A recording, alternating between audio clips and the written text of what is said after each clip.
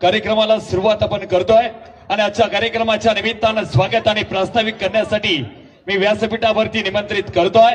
पण मित्रांनो, या बाजूला उभी असलेली सगळी मंडळी आपण सर्वांनी बसावं अशी आपण सर्वांना विनंती आहे। उभं कुणीही राहू नका। या बाजूला गेटवरती उभी असलेली सगळी मंडळी चला आपण सर्वांनी बसून घ्या। बहुजनांचा आपला आवाज आणि बहुजनांचा दसरा मेळावा या आरेवाडीच्या वनामध्ये होत असताना बहुजनांचा नेता आदरणीय लोकनेते बहुजन हृदय सम्राट सन्मान्य गोपीचंदजी पडळकर साहेब 5 मिनिटांमध्ये येतात। पाठीमागे उभे असलेली मंडळी चला एक पाऊल पुढे टाकूया। बहुजनांच्या परिवर्तनाचं, या बहुजनांना 18 पगड जातीला एकसंघ करणाऱ्या या बहुजनांच्या दसरा मेळाव्याचं आणि प्रास्ताविक करण्यासाठी मी निमंत्रित करतोय आदरणीय दादासाहेब लवटे यांना। आपण मंचावरती यावं। बाकीची सगळी मंडळी आपण व्यासपीठ मोकळं करावं आणि आजच्या कार्यक्रमाच्या निमित्तानं आलेल्या सर्वांचं मी मनस्वी मनपूर्वक स्वागत करतो आणि प्रास्ताविक करतायत सन्माननीय दादासाहेब लवटे। महाराष्ट्राच्या कानाकोपऱ्यातून सांध्यापासून बांध्यापर्यंत बहुजनांचा क्रांतीसूर्य गोपीचंदजी पडळकर साहेब यांच्या निमंत्रणाला मान देऊन आलेले आपण सर्वजण बिरोबाच्या पावन नगरीमध्ये आपलं सगळ्याचं मनपूर्वक अंतकरणपूर्वक आदरणीय गोपीचंदजी पडळकर साहेब यांच्या वतीनं या ठिकाणी आपलं स्वागत। मित्रांनो, घोषणा द्यायची आहे, सगळ्यांनी तयारीत राहावा। आरेवाडीच्या बिरोबाच्या नावानं, आरेवाडीच्या बिरोबाच्या नावानं येळकोट येळकोट येळकोट येळकोट। अरे एका छंद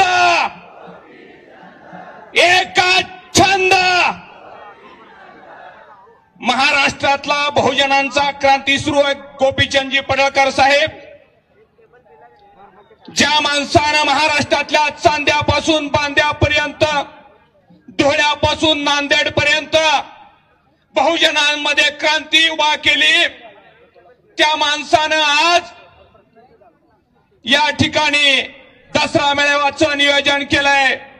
महाराष्ट्रातल्या 18 पगड जातीचा दलित, शोषित, पीडित, वंचित, वाड्या वस्त्यावरती राहणारी, पोटासाठी भटकणारी 18 पगड जातीची माणसं आणि या माणसांना न्याय द्यावा म्हणून गोरगरिबाच्या पोरांना या समाज व्यवस्थेत राजकारण, अर्थकारण, समाजकारण समजावं, त्याचंही जीवन उन्नत व्हावं, त्यालाही समाज व्यवस्थेत कुठेतरी न्याय मिळावा आणि शेवटच्या माणसाच्या डोळ्यामध्ये आनंदाश्रू उभा राहावा म्हणून एका सामान्य घरातला पोरगा गेली 15 वर्ष या महाराष्ट्रामध्ये भल्या भल्यांच्या छताडावरती थया थया नाचतोय आणि बहुजनांना न्याय मिळवून देतोय। ही गोष्ट आपल्या सगळ्यांना या ठिकाणी मान्य करावी लागेल।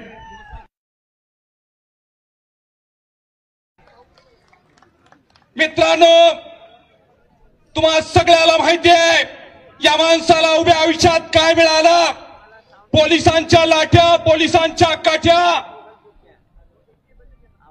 बऱ्याच वेळा तुरुंगवास, शोषण, त्रास, मनस्ताप या गोष्टी या माणसाच्या वाट्याला आल्या। पण हो, स्वहिताचा त्याग करून समाजहितासाठी घरावरती तुळशी पात्र ठेवून या माझ्या बहुजन समाजाला 18 पगड जातीला कुठतरी न्याय मिळाला पाहिजे, माझ्याही पोरांचा सन्मान झाला पाहिजे म्हणून पायाला भिंगरी लावून या बहुजन समाजाचं नेतृत्व करणारा नेतृत्व गोपीचंदजी पडळकर साहेब। आपल्याला माहिती आहे, देश स्वतंत्र झाल्यापासून धनगर आरक्षणाचा मुद्दा या महाराष्ट्रात उभा राहिला, पण आपणा सर्वांना न्यायता आहे। ज्यावेळेस मराठवाडा विद्यापीठाला डॉक्टर बाबासाहेब आंबेडकरांचं नाव द्यायचं होतं, माझ्या दलित बांधवांना किती त्रास सहन करावा लागला। हजारो दलितांची घरं संपली, पोरांना लाठ्या मिळाल्या, 100-150 पोरांना हुतात्मा पत्करावं लागलं। त्यावेळेस मराठवाडा विद्यापीठाला डॉक्टर बाबासाहेब आंबेडकरांचं नाव मिळाले, ही गोष्ट आपणा सर्वांना माहिती आहे। पण तुम्हाला हेही माहित असायला पाहिजे, सोलापूर विद्यापीठाचा नामाकरणाचा प्रश्न उभा राहिला. लाखो लोक सोलापुरात आली, सरकारला फरक पडला नाही. पण ज्यावेळेस गोपीचंद पडळकर नावाचा ढाण्या वाघ सोलापूरला आला, सरकारला सुद्धा त्या विद्यापीठाला नाव पुण्यश्लोक अहिल्यादेवी होळकर द्यावं लागलं. ही ताकद आहे ह्या माणसाची. मित्रांनो, तुम्हाला माहितीये गेल्या 2 वर्षात बऱ्याच गाड्यांनी चौंडीला अहिल्यादेवी जयंतीचं नियोजन केलं. ज्या गाड्यांनी नियोजन केलं त्याच्या दुप्पट नियोजन मोकळ्या ग्राउंडवरती ह्या ढाण्या वाघानं करून दाखवलं. अरे जेजुरीच्या खंडेरायाच्या प्रांगणामध्ये देवीचा पुतळा उभा करत असताना कुणाचंही हात त्या पुतळ्याला लागू नये म्हणून जीवाची बाजी आपण सगळ्यांनी लावली आणि गनिमी काव्यानं जेजुरीमध्ये अहिल्यादेवी पुतळ्याचं अनावरण या नेत्यानं केलंय. तुम्हाला माहिती आहे मित्रांनो, धनगर समाजाचा आरक्षणाचा अखेरचा लढत असताना 52 सभा या महाराष्ट्रामध्ये या माणसानं पायाला भिंगरी लावून घेतल्या आणि महाडच्या 14 तळ्यापासून मुंबईच्या दिशेनं ढाण्या वाघ माणसं लाखो पोरं घेऊन ज्यावेळेस निघाला त्यावेळेस सरकारनं सांगितलं, बाबांनो धनगर आणि धनगड ही आमचा घोळ झालेला आहे, तुम्हाला काय पाहिजे. मित्रांनो, त्याच वेळेस या सरकारनं कोर्टामध्ये अफिडेव्हिट दिलं की धनगर आणि धनगड एक आहेत. आणि दुसरी गोष्ट केली, 1000 कोटीचं पॅकेज देवेंद्र फडणवीस साहेबांनी त्याच दिवशी या समाजाला दिलं. मित्रांनो, हे देण्यासाठी गोपीचंद पडळकर साहेबांचा त्यामध्ये खूप मोठा आणि सिंहाचा वाटा आहे, हे आपणा सगळ्यांना या ठिकाणी मान्य करावं लागेल. चौंडीमध्ये आपल्याला माहिती आहे, ज्यावेळेस पुण्यश्लोक अहिल्यादेवीची पुण्यतिथी झाली आणि पुण्यतिथीच्या वेळेस चौंडी मध्ये मुख्यमंत्री साहेबांना, शिंदे साहेबांना आणि फडणवीस साहेबांना शेटनी सांगितलं की बारामतीमध्ये जे शासकीय महाविद्यालय उभा राहतंय त्याला पुण्यश्लोक अहिल्यादेवी होळकरांचं नाव द्यावं. दुसऱ्या मिनिटाला गिरीश महाजन साहेबांनी त्या विद्यालयाला बारामतीच्या पुण्यश्लोक अहिल्यादेवी होळकर नाव दिलं. औरंगाबादला संभाजीनगर नाव देण्यासाठी किती आटापिटा करावा लागला आपल्याला माहिती आहे. धाराशिवला उस्मानाबादचं धाराशिव करण्यासाठी किती आटापिटा करावा लागला आपल्याला माहिती आहे. पण मित्रांनो, आपल्या नेत्याची एवढी ताकद आहे, चौंडीमध्ये नेत्यानं सांगितलं अहमदनगरचं नाव पुण्यश्लोक देवी अहिल्या होळकर नगर करा आणि त्याच दिवशी मुख्यमंत्री एकनाथरावजी शिंदे आणि देवेंद्र फडणवीस साहेबांनी सांगितलं गोपीचंद पडळकरनी मागायचं आणि आम्ही द्यायचं, नाव द्यायची घोषणा सुद्धा केली. एवढी मोठी ताकद आपल्या बहुजन समाजाच्या नेत्यामध्ये आहे. एमपीसीचे विद्यार्थी या ठिकाणी पुण्यामध्ये रस्त्यावरती उतरलं होता, त्यांना न्याय देण्यासाठी सरकारला नमवायचं आणि सरकारला दाखवून ताकद देण्याचं काम जर कोणी केलं असेल तर सगळ्यात मोठं पुण्याचं काम या ढाण्या वाघाच्या हस्ते झाल्या याची आपल्याला मित्रांनो या ठिकाणी माहिती असावी. साहेबांनी कधी जीवाची पर्वा केली नाही. अनेक गड्यांनी त्यांच्यावरती हल्ला करण्याचा प्रयत्न केला, अनेकांनी गाडीवरती दगड टाकण्याचा उद्योग केला. मित्रांनो, सगळ्या गोष्टी आपल्याला या ठिकाणी प्रस्ताविकातून ज्ञात कराव्यात हाच माझा उद्देश आहे. महाराष्ट्रामध्ये खिलार बैलगाडा शर्यतीला बंदी होती, आपल्या सगळ्याला ही गोष्ट माहित आहे. पण ज्यावेळेस गोपीशेठ पडळकरांनी सांगितलं पश्चिम महाराष्ट्रातला मानदेशातला खिलार जनावर जगली पाहिजेत, गोवंशाची पैदास झाली पाहिजे आणि त्याच दिवशी त्यांनी बैलगाडा शर्यतीचं आयोजन केलं. सरकारनं बंदी घातली होती. झऱ्यामध्ये पोलिसांची फौज उभा होती, 2000 पोलिसांचा पारा होता. पण साहेबांनी जो शब्द दिला तो कार्यकर्त्यांनी पूर्ण केलाच असतो, ही नेहमीची पद्धत आहे. आणि महाराष्ट्रातली बंदी असताना सुद्धा पहिली बैलगाडा शर्यत जर कुणी केली असेल तर ती गोपीचंदजी पडळकर साहेबांनी केली. संपूर्ण महाराष्ट्रामध्ये घोंगडी बैठकाच्या माध्यमातून वाड्या वस्त्यावरती गोरगरिबाच्या घरामध्ये जाऊन 18 पगड जातीची माणसं एकत्रित करण्याचं या सरकारमध्ये जर काम कुणी केलं असेल तर ते गोपीचंद पडळकर साहेबांनी केलं. मित्रांनो, तुम्हाला माहिती आहे लिंगायत समाजाची आरक्षणाची मागणी आहे, ओबीसीच्या आरक्षणाची मागणी चालू आहे, मराठा समाजाच्या आरक्षणाची मागणी चालू आहे. 20-20, 10-10 दिवस लोक उपोषण करतायत. या महाराष्ट्रामध्ये सगळ्या समाजाचे आमदार आहेत, मराठा समाजाचे आमदार आहेत, 150 पेक्षा जास्त आमदार आहेत. मला त्यांचं माफ काढायचं नाही. प्रत्येक समाजाचं नेतृत्व करणारी माणसं आहेत. लोक उपोषणाला बसली, पण एका आमदाराचे धाडस झालं नाही की मी माझ्या समाजासाठी पक्ष सोडतो म्हणायचं. ते धाडस आणि धैर्य फक्त गोपीचंद पडळकरांनी दाखवलं आणि त्यांनी सांगितलं हे पक्ष गेला, मला पक्षाची गरज नाही, माझा समाज मला महत्वाचा आहे. अरे पहिला समाज, नंतर पक्ष, नंतर गोपीचंद पडळकर. हे धाडस धैर्य फक्त समाजाप्रती, बहुजनाप्रती ज्याच्या मनामध्ये स्वच्छ भावना आहे, ज्याच्या मनामध्ये अंतःकरणामध्ये ठाई ठाई माणसं बसलेत, तोच माणूस मित्रांनो करू शकतो. आता राज्यामध्ये अशी अवस्था आहे, दौलत नाना इथं आलेत, रामोशी समाजाची माणसं म्हणतेत गोपीचंद पडळकरकडे बघितलं की आम्हाला उमाजी नाईक, भैरजी नाईक फिरून आल्यासारखा वाटतोय. लिंगायत समाजाची म्हणतेत महात्मा बसवेश्वराच्या विचाराचा खरा वारसदार कोण असेल तर तो गोपीचंदजी पडळकर आहेत. गुरव समाजाची म्हणतेत संत काशीबा गुरव विचाराचा जर कोण असेल तर गोपीचंदजी पडळकर साहेब आहेत. मित्रांनो, या नेत्यानं संपूर्ण महाराष्ट्र पिंजून काढत असताना चांद्यापासून बांद्यापर्यंत बहुजन समाजाला जागा केलं. या ठिकाणी धनगर आरक्षणाची जागर यात्रा काढत असताना तुम्ही बघितलं, पायाला भिंगरी लावून अखंड महाराष्ट्रात विदर्भ, मराठवाडा, पश्चिम महाराष्ट्र, खानदेश, मानदेश, कोकण, किनारपट्टी, मुंबई संपूर्ण एरियामध्ये फिरत असताना साहेबांनी हेलिकॉप्टरनं प्रवास केला. कोकणामध्ये वातावरण दूषित होतं, पावसाचं वातावरण झालं होतं, ढग भरून आले होते आणि 1 तास त्यांना हेलिकॉप्टर कुठं उतरावचं हे कळत नव्हतं. मित्रांनो, आपल्या सगळ्यांच्या मनात काळजाचा ठोका चुकला होता. हा बहुजनांच्या वाघाचं काय होतंय, हेलिकॉप्टरचा संपर्क तुटला होता, प्रत्येकाला भीती वाटत होती. पण मित्रांनो, त्याच वेळेस माझ्या आरेवाडीच्या बिरोबानं आणि बाळू मामानं सह्याद्रीला सांगितलं, अरे सह्याद्री, हा बहुजनांचा ढाण्यावाग तुझ्या कुशीत येतोय. ज्या सह्याद्रीनं छत्रपती शिवाजी महाराजांना मोठं केलं, ज्या सह्याद्रीनं सावरकरांना मोठं केलं, ज्या सह्याद्रीनं डॉक्टर बाबासाहेब आंबेडकरांना मोठं केलं, ज्या सह्याद्रीनं उमाजी नाईकाला मोठं केलं, त्या सह्याद्रीच्या कुशीमध्ये बिरोबाच्या आणि बाळूमामाच्या आशीर्वादाने हेलिकॉप्टर व्यवस्थित पोहोचलं. मित्रांनो, काळजी करण्याचं काम नाही. हा माणूस रात्रंदिवस या समाजासाठी, बहुजन समाजाच्या प्रगतीसाठी काम करतोय. निश्चितपणे सरकार दरबारी ह्या गोष्टीची नोंद घेतली जाईल आणि भविष्यामध्ये पडळकर साहेबांच्या माध्यमातून धनगर समाजाच्या प्रगत जातीचा निश्चितपणे प्रश्न सुटेल हीच बिरोबाचरणी या ठिकाणी प्रार्थना करतो आणि निश्चितपणे प्रत्येक पावलामध्ये आपण त्यांच्या पाठीमागे राहाल एवढीच अपेक्षा व्यक्त करतो आणि थांबतो. जय महाराष्ट्र, जय मल्हार. धन्यवाद सन्मान्य दादासाहेबजी लवटे.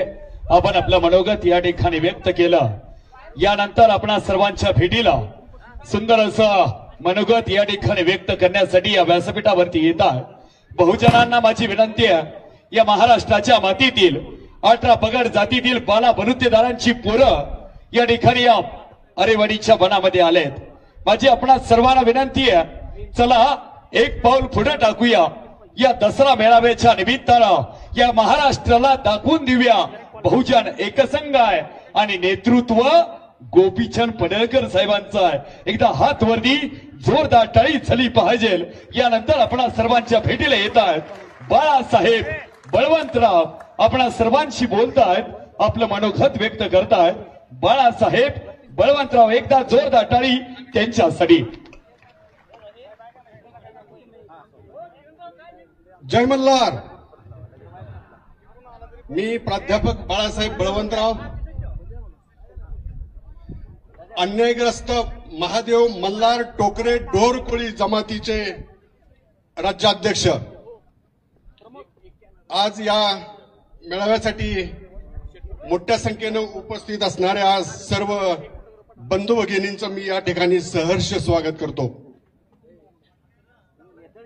मित्रांनो, पिढ्यानपिढ्या शिक्षणापासून वंचित असणाऱ्या, अज्ञान अंधकारामध्ये ठेचा खाणाऱ्या, सामाजिक विषमतेच्या आणि जातीभेदाच्या कर्दमामध्ये रुतून बसलेल्या चैतन्यहीन अगतिक बहुजन समाजाच्या करुण किंकाळ्या जर कुणाच्या हृदयाला जाऊन भिडल्या असतील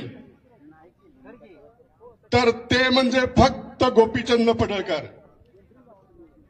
मित्रांनो, या बहुजनांचा आवाज दाबण्याचा प्रयत्न इथल्या प्रस्थापित लोकांनी केलाय. आदिवासीच्या 45 जमाती सवलतीस पात्र असताना आदिवासी विभागाच्या 25 आमदार आणि 4 खासदारांनी आदिवासीच्या यादीमध्ये असणारा मोठ्या संख्येने असणारा धनगर समाज आणि महादेव कुळी समाज या समाजाला जाणीवपूर्वक वंचित ठेवलाय. आम्ही कोळी समाजाच्या वतीनं अनेक प्रश्न या ठिकाणी मांडत होतो. 288 आमदारापैकी कोणीही आमचा दखल घेतली गेली नाही. आम्ही प्राध्यापक मस्के सर, माऊली हळणवर, बिराभाऊ शिंगाडे यांनी आम्हाला गोपीचंदजी पडळकर साहेबांच्या पर्यंत पोहोचवलं. साहेबांनी आमचं म्हणणं ऐकून घेतलं आणि 28-29 डिसेंबर 2022ला हिवाळी अधिवेशनामध्ये साहेबांनी महादेव मल्हार आणि टोकरे ढोर कोळी जमातीचा प्रश्न उपस्थित केला आणि संपूर्ण महाराष्ट्रामध्ये उठाव झाला. मित्रांनो, सवलतीस पात्र असताना सुद्धा या आदिवासी विभागाने आपल्याला सवलती दिल्या नाहीत. आदिवासी विभागानं साधारणपणे महाराष्ट्राची 2011च्या जनगणनेनुसार महाराष्ट्राची लोकसंख्या 1,23,74,333. त्यामध्ये आदिवासी ज्या 45 जमाती आहेत त्याची संख्या आहे 1,05,10,213. ती टोटल महाराष्ट्राच्या लोकसंख्येच्या 9.35% आहे. आदिवासी क्षेत्र आणि आदिवासी क्षेत्राच्या बाहेर राहणारा आदिवासी यांची संख्या आहे. आदिवासीमध्ये 43,72,000 लोक राहतात आणि आदिवासी क्षेत्राच्या बाहेर 61,38,206 लोक राहतात. 9.35% ही लोकसंख्या महाराष्ट्राच्या लोकसंख्येच्या प्रमाणात असल्यामुळं 9.35% प्रमाणे आदिवासी ट्रायबल डेव्हलपमेंट फंड शासन आपल्याला देत आहे आणि 9% प्रमाणे राजकीय आरक्षण आपल्याला दिलेलं आहे. त्याप्रमाणे 25 आमदारांनी 4 खासदार, जे 25 आमदारांनी 4 खासदार आदिवासी जमातीच्या लोकसंख्येवर निवडून जात होते आणि जात आहेत, तेच लोकांनी आपल्यावरती अन्याय केलेला आहे आणि आपला संपूर्ण निधी 1976 पासूनचा त्यांनी हडप केलेला आहे. येणाऱ्या काळामध्ये आपल्याला जर न्याय हक्क मिळवून घ्यायचे असतील तर गोपीचंद पडळकर साहेबांच्या शिवाय आपल्याला पर्याय नाही. आपण येणाऱ्या काळामध्ये मोठ्या संख्येनं गोपीचंद पडळकर साहेबांना ताकद देऊया. आमचा अन्यग्रस्त आदिवासी महादेव कुळी जमातीची लोकसंख्या आहे 61 लाख 11च्या जनगणनेनुसार आणि आता जर आपण बघितलं 10 वर्षानं 30% त्याच्यामध्ये वाढ होते. आता 75 लाख ह्या अन्यग्रस्त आदिवासींची संख्या झालेली आहे. 75 लाख आदिवासी आज गोपीचंद पडळकर साहेबांच्या पाठीमागे उभा आहेत. येणाऱ्या काळामध्ये सर्वांना जातीचे दाखले, वैधता प्रमाणपत्र सुलभरित्या मिळण्यासाठी मोठ्या संख्येनं आपल्याला लढा या ठिकाणी उभा करायचा आहे. मित्र तर आपल्यावरती अन्याय कुणी केला? महाराष्ट्राचे 4 वेळा मुख्यमंत्री जे झाले त्यांनी आपल्यावरती अन्याय केलाय. या प्रस्थापितांनी आपल्याला कधीच प्रस्थापित होऊ दिले नाही. या प्रस्थापितांना विस्थापित करण्यासाठी आपल्याला गोपीचंदच्या पाठीमागे उभं राहणं गरजेचं आहे आणि तमाम आदिवासी महादेव कोळी जमात, मल्हार कोळी जमात असेल किंवा टोकरे कोळी जमात असेल, गोपीचंद पडळकर साहेबांच्या पाठीमागे निश्चितपणे उभा राहील अशी मी या ठिकाणी ग्वाही देतो आणि सर्वांना धन्यवाद देऊन या ठिकाणी थांबतो. जय हिंद, जय मल्हार, जय आदिवासी, जय राघोजी, जय बिरसा. धन्यवाद सन्माननीय बाळासाहेब बळवंतराव कोळी साहेब, आपण या ठिकाणी आपलं मनोगत व्यक्त केलं. यानंतर मी विनंती करतोय वंजारी बहुजन समाजाचे सामाजिक कार्यकर्ते सन्माननीय डॉक्टर राजेंद्रजी खडे, मी आपणास विनंती करतोय आपण आपला मनोगत व्यक्त करावं. आरेवाडीच्या बनामध्ये इतरत्र उभी असणारी सगळी बहुजनांची पोरं माझी आपणा सर्वांना विनंती आहे, चला एक पाऊल पुढे टाकूया. या बहुजनांच्या दसरा मेळाव्यामध्ये आपण सामील होऊया. चला, आपण दसरा मेळाव्याच्या निमित्तानं आलाय. मला माहिती आहे सावलीचा आधार घेऊन झाडाच्या सावलीला आपण बसलाय, पण मला माहिती आहे बहुजनांचा नेता महाराष्ट्रात पायाला फिंगरी लावून उन्हा तानाचा फिरतोय, हा तुमच्यासाठी फिरतोय.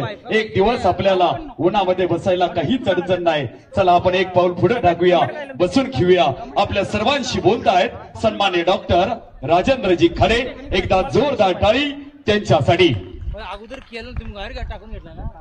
महाराष्ट्राचं आराध्य दैवत राजा शिवछत्रपती प्रभू रामचंद्रानंतर या पृथ्वी तलावर आदर्श राज्य कुणी केलं असेल तर ती राजमाता अहिल्यादेवी होळकर, डॉक्टर बाबासाहेब आंबेडकर, नरवीर उमाजी नाईक, लोकशाहीर अण्णाभाऊ साठे आणि तुमच्या आमच्या सर्वसामान्य बहुजनांना आणि मेंढरा मागच्या आणि ऊस तोडणाऱ्या पोरांना आदर्श म्हणून ज्यांनी राज्यापासून देशापर्यंत नेतृत्व केले असे लोकनेते गोपीनाथराव मुंडे साहेब यांना मी वंदन करतो.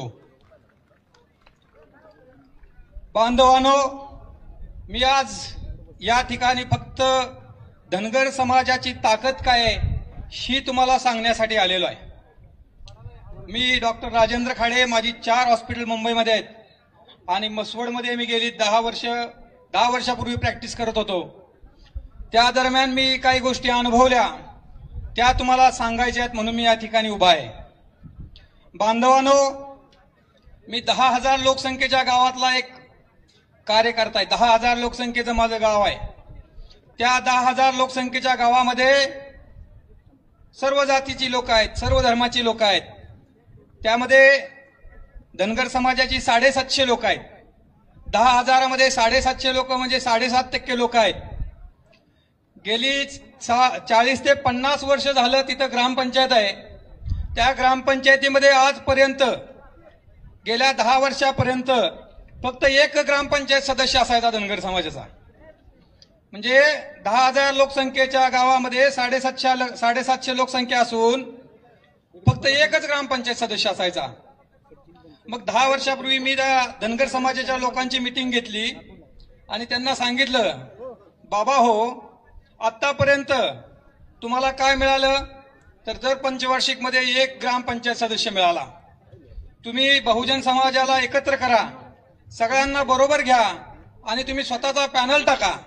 मित्रांनो, ही खूप गोष्ट छोटी आहे, पण ह्या गोष्टीचा अर्थ खूप मोठा आहे आणि ह्याच्यावर विचार करण्यासारखी ही गोष्ट आहे. तर त्या धनगर बांधव सर्वजण एकत्र झाले. त्यांनी मीटिंग घेतली नाथाच्या मंदिरामध्ये आणि ठरवलं की धनगर समाजाचा सेपरेट पॅनल टाकायचा. मग त्या धनगर समाजाच्या पॅनलला सर्व बुद्धिजीवी लोकांनी पाठिंबा दिला. इलेक्शनचं वारं वाहू लागलं. सर्व धनगर बांधव एकत्र आले. त्यांनी गावात असणाऱ्या, गावाच्या बाहेर असणाऱ्या, मुंबईला असणाऱ्या, बेंगलोरला असणाऱ्या सर्व धनगरांच्या मुलांना सांगितलं, आपल्या आपल्या परीनं ताकद लावायची आणि आपला पॅनल आपण उभा केलेला आहे, तो आपल्याला निवडून आणायचा आहे. सर्व गडी पेटले, सुट्ट्या टाकून कामावरनं आले, सोन्या चांदीतले आले, रंगातले आले, माताडीतले आले, सगळेजण गावात येऊन बसले. सगळ्यांनी मतं मागायला सुरुवात केली आणि त्यानंतर त्या मतं मागत असताना त्यांनी खर्च काय केला असेल तर एक भंडाऱ्याचं पोतं. त्यांनी भंडारा घेतला आणि सर्वांना भंडारा लावला आणि सांगितलं की आम्ही धनगर समाजाचे आहोत, आम्ही सर्व बहुजन समाजाचं काहीतरी चांगलं करू आणि तुम्ही सर्वांनी आमच्या पाठीशी उभं राहा. बांधवांनो, इलेक्शनचा निकाल लागला. त्या इलेक्शनमध्ये धनगर समाजाचा जो पॅनल होता तो बहुमतानं जिंकला. 10,000 लोकसंख्येच्या गावामध्ये 750 लोकसंख्या असणाऱ्या गावामध्ये 750 धनगर समाज असणाऱ्या लोकांचा पॅनल जिंकला आणि जिंकताना धनगर समाजाचा उमेदवार जो होता त्याच्या विरोधात माजी जिल्हा परिषद सदस्य उभा राहिला होता, त्याला त्यांनी 250 मतानं हरवलं. ग्रामपंचायतीच्या इलेक्शनला 250 मताने हरवणं म्हणजे खूप मोठी गोष्ट आहे. तर धनगर समाजावर इतर समाज विश्वास ठेवतो ही गोष्ट या गोष्टीतून ज्यावेळेस आपल्याला सिद्ध झाली, तर आता मी तुम्हाला हे ग्रामपंचायतीचं उदाहरण दिलेलं आहे. आता तुम्ही विचार करा, 10,000 लोकसंख्येत 750 संख्या असली म्हणजे 7.5% असेल तर त्या गावचा सरपंच धनगराचा होऊ शकतो. अरे तुम्ही तर महाराष्ट्रात 13 कोटी आहे, 13% आहे. जर धनगर समाज पुढे नेतृत्व करायला लागला तर बहुजन समाज पेटून त्याच्या मागे उभा राहतो.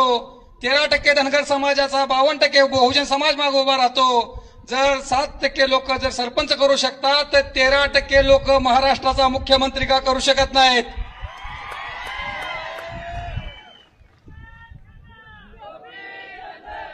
आता सध्याचं राजकारण खूप क्लिष्ट झालेलं आहे मित्रांनो.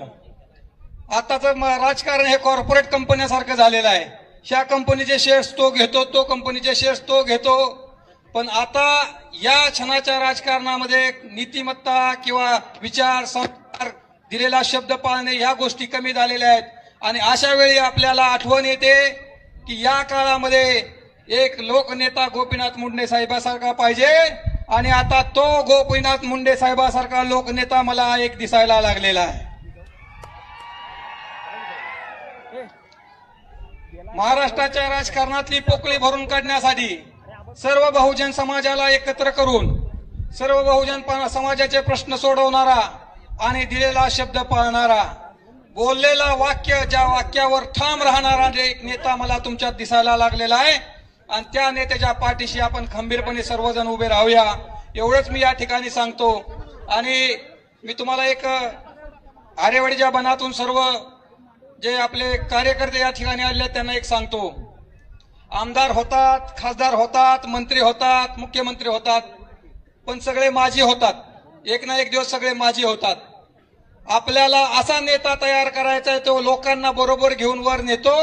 आणि म्हणून इथून पुढं जिथं गोपीचंद पडळकर साहेबांचा बॅनर लावाल, जिथं तुम्ही गोपीचंद पडळकर साहेबांचा कार्यक्रम घ्याल, जिथं तुम्ही गोपीचंद पडळकरांच्या विषयी फेसबुकवर पोस्ट टाकाल, तिथं पुढे एकच नाव लावा, ते म्हणजे लोकनेता. लोकनेता कधी रिटायर होत नाही, त्याचं पद कोणी कधी हिरावून घेऊ शकत नाही. म्हणून अशा लोकनेत्याच्या पाठीशी आपण खंबीरपणे उभे राहू आणि आम्ही त्यांच्या बरोबर 100% ताकदीने उभे राहू एवढाच शब्द देतो आणि थांबतो. जय हिंद, जय महाराज, येळकोट येळकोट. जय मल्हार. सन्मान्य डॉक्टर राजेंद्रजी खडे, आपण या ठिकाणी आपलं मनोगत व्यक्त केलं, आपला मनपूर्वक धन्यवाद व्यक्त करतो. यानंतर मित्रांनो, ज्या क्षणाची आपण आतुरतेने वाट पाहता तो क्षण समीप येतो आहे. बहुजनांचं लेकरू महाराष्ट्रात पायाला भिंगरी लावून फिरतंय. घोंगड बैठका, संवाद बैठका, धनगर जागर म्हणून महाराष्ट्रात फिरताय. ते आपल्या सर्वांचं लेकरू, बहुजन हृदय सम्राट, आता सरांनी सांगितलं ते लोकनेते गोपीचंदजी पडळकर साहेबांचं आगमन आरेवाडीच्या बनात झालेलं आहे. माझी आपणा सर्वांना विनंती, आपण सर्वांनी बसायचं आहे. यानंतर आपणा सर्वांशी बोलतायत जय मल्हार क्रांती संघटना महाराष्ट्र राज्याचे अध्यक्ष आणि धनगराचा लेकरू या महाराष्ट्रात फिरत असताना या बहुजनांच्या लेकरासोबत रामुष्याचं पोरग स्वाभिमानानं फिरत आहे. ते सन्माननीय दौलत नाना शितोळे आपल्या सर्वांशी बोलतायत. जोरदार टाळ्यांनी स्वागत करूया दौलत नाना शितोळे यांचा. हातवरती जोरदार टाळी आदरणीय दौलत नानांसाठी. या कार्यक्रमाच्या निमित्तानं अनेक मान्यवर मंडळी उपस्थित होत आहेत. या सर्वांचं मनस्वी स्वागत करतो या कार्यक्रमाच्या निमित्तानं. आवाज कमी येतोय, बोला एक छंद, एक छंद. यानंतर आपण सर्वांशी बोलतात आदरणीय या कार्यक्रमाच्या निमित्तानं सन्माननीय शिवानंदजी हैबतकर लिंगायत समाजाचे नेते या कार्यक्रमाच्या निमित्तानं उपस्थित आहेत. मी आपणास विनंती करेन सन्माननीय शिवानंदजी हैबतकर, आपणास माझी विनंती आहे आपण व्यासपीठावरती यावं. जोरदार टाळ्यांनी स्वागत करूया शिवानंदजी हैबतकर साहेबांचं. लिंगायत समाजाचा स्वाभिमानी आवाज आज या व्यासपीठावरती बोलतोय. बघा ना, नेत्यानं भाषण करताना ज्या 18 पगड जातीला 12 बलुतेदारानं गोपीच्या नावाचं वादळ महाराष्ट्रात उभं केलं, त्या 18 पगड जातीतल्या 12 बलुतेदारातल्या प्रत्येक समाजाला या व्यासपीठावरती दसरा मेळाव्याच्या निमित्तानं मानाचं स्थान दिलं. हाच तो बहुजनांचा दसरा मेळावा. बोला गोपीचंद साहेबांचं, गोपीचंद पडळकर साहेबांचं. आपल्या सर्वांशी बोलतायत शिवानंदजी. मंचावरती या अरेवाडीच्या विशाल मेळाव्याला उपस्थित महाराष्ट्राच्या कानाकोपऱ्यातून आलेला सगळा बहुजन समाज, माता आणि भगिनींनो, पत्रकार बांधवांनो, शेठ यायला लागलेत. एक मोठी घोषणा होऊ द्या. येळकोट येळकोट. थोडं अजून मोठ्यानं. बारामतीच्या कांठळ्या बसल्या पाहिजे. येळकोट येळकोट. अजून थोडं कमी चाललंय. अजून थोडं कमी आलंय. चिरेमंदी वाड्यांना, मोठमोठ्या कारखान्यांना, वाहतूक संघांना, दूध डेऱ्यांना तडे पडले पाहिजेत. येळकोट येळकोट. भारत माता की, भारत माता की. वंदे वंदे. हर हर हर हर. जय भवानी, जय शिवाजी. भारतरत्न डॉक्टर बाबासाहेब आंबेडकरांचं सर्वांना शरणू शरणार्थी. महाराष्ट्रातल्या 1 कोटी लिंगायत समाजाच्या वतीनं या दसरा मेळाव्याला तुम्हा सर्वांना आणि शेठला शुभेच्छा देण्यासाठी मी शिवानंद हैबतपुरी तुमच्यापुढे उपस्थित आहे. शेठचं आगमन होत आहे. बहुजनांचा नेता येतो. या बहुजनांना 18 पगड जातीला, महाराष्ट्राच्या मातीला आदरणीय आपल्या सर्वांचे लाडके नेते, या बहुजनांचा नेता, लोकनेता आदरणीय गोपीचंदजी पडळकर साहेबांचं शुभागमन होत आहे. या बहुजनांच्या दसरा मेळाव्याच्या निमित्तानं महाराष्ट्राची माती 18 पगड जातीला, 12 बलुतेदारांना सोबत घेऊन उभा राहणारा हा बहुजनांचा दसरा मेळावा.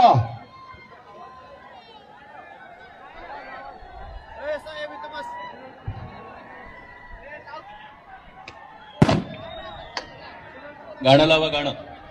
अले गोपीचंदजी पडळकर साथीला. बोला एक छंद, अरे एक छंद.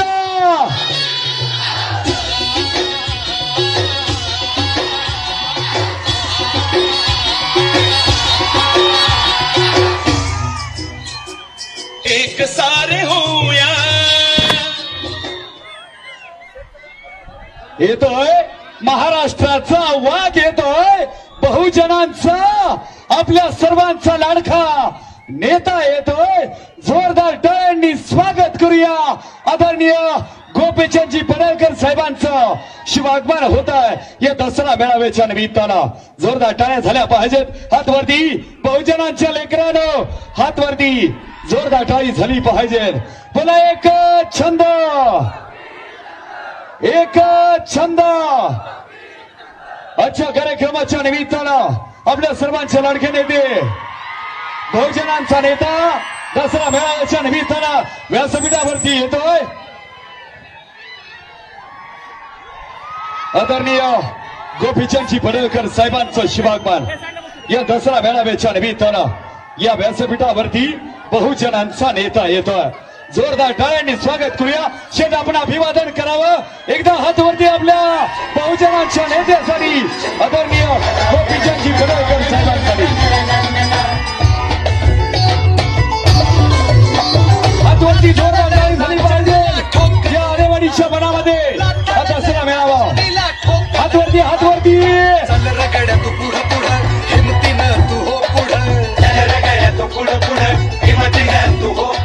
धन्यवाद आपल्या सर्वांना भेटण्यासाठी. गोपीचंद पडळकर, बोला एक छंद. गोपीचंद पडळकर साहेब साथीला, गोपीचंद पडळकर साहेब साथीला. धन्यवाद. यानंतर आपल्या सर्वांशी बोलतात. अरे महाराष्ट्राचे लोकनेते आदरणीय गोपीचंदजी पडळकर साहेब आपल्याला अभिवादन करतायत, नतमस्तक होत आहेत. महाराष्ट्राच्या मातीला, बहुजनांच्या लेकराला एकदा हात वरती जोरदार टाळी झाली पाहिजे आदरणीय गोपीचंदजी पडळकर साहेबांसाठी.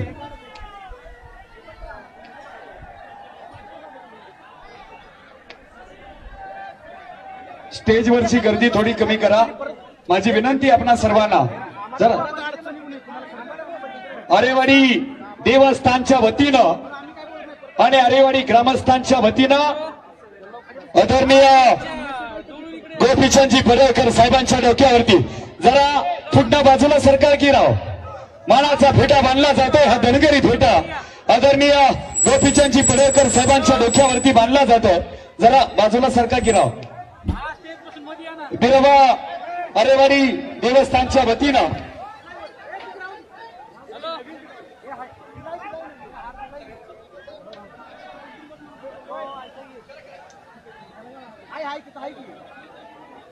धनगरी घोंगडं देऊन आदरणीय लोकनेते बहुजन हृदय सम्राट गोपीचंदजी पडळकर साहेबांचा सन्मान होत.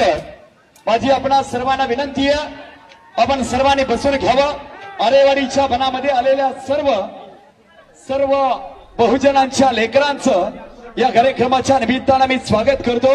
आता पाठीमागे उभी असलेली सगळी मंडळी आपण सर्वांनी बसावं अशी आपण सर्वांना विनंती करतो. मायक्का चिंचणी देवस्थानच्या वतीनं त्यांचे मायक्का चिंचणीचे पुजारी या ठिकाणी सन्मान करतायत. आपण मंडळी या कार्यक्रमाच्या निमित्तानं उपस्थित होता आपण सर्वांचं स्वागत आहे. ही सगळी मंडळी जरा चला बाकीचे सगळे स्टेज मोकळं करा. आपण सर्वजण बसून घ्या. यानंतर आपण सर्वांशी बोलतायत आदरणीय जय मल्हार क्रांती संघटनेचे महाराष्ट्राचे नेते रामुश्यामचा रांगडा आवाज या महाराष्ट्राच्या मातीमध्ये उभा राहतोय. आदरणीय दौलत नाना आपल्याशी बोलतायत. एकदा जोरदार टाळी दौलत नानांसाठी. येळकोट येळकोट आवाज आवाज जरा. येळकोट येळकोट बिरोबाच्या नावानं आज या आरेवाडी या ठिकाणी बिरोबाचं हे स्थान आहे आणि या ठिकाणी या मेळाव्याचं एवढं मोठं नियोजन लाखोच्या संख्येने आपण उपस्थित झालेलं आहेत. त्याबद्दल सर्व बहुजन समाजाच्या वतीने आपल्या सर्वांचं मनापासून स्वागत करतो. मित्रांनो, ही आरेवाडी आपल्या बिरोबाचं स्थान आहे. ही बिरोबाची देवभूमी आहे.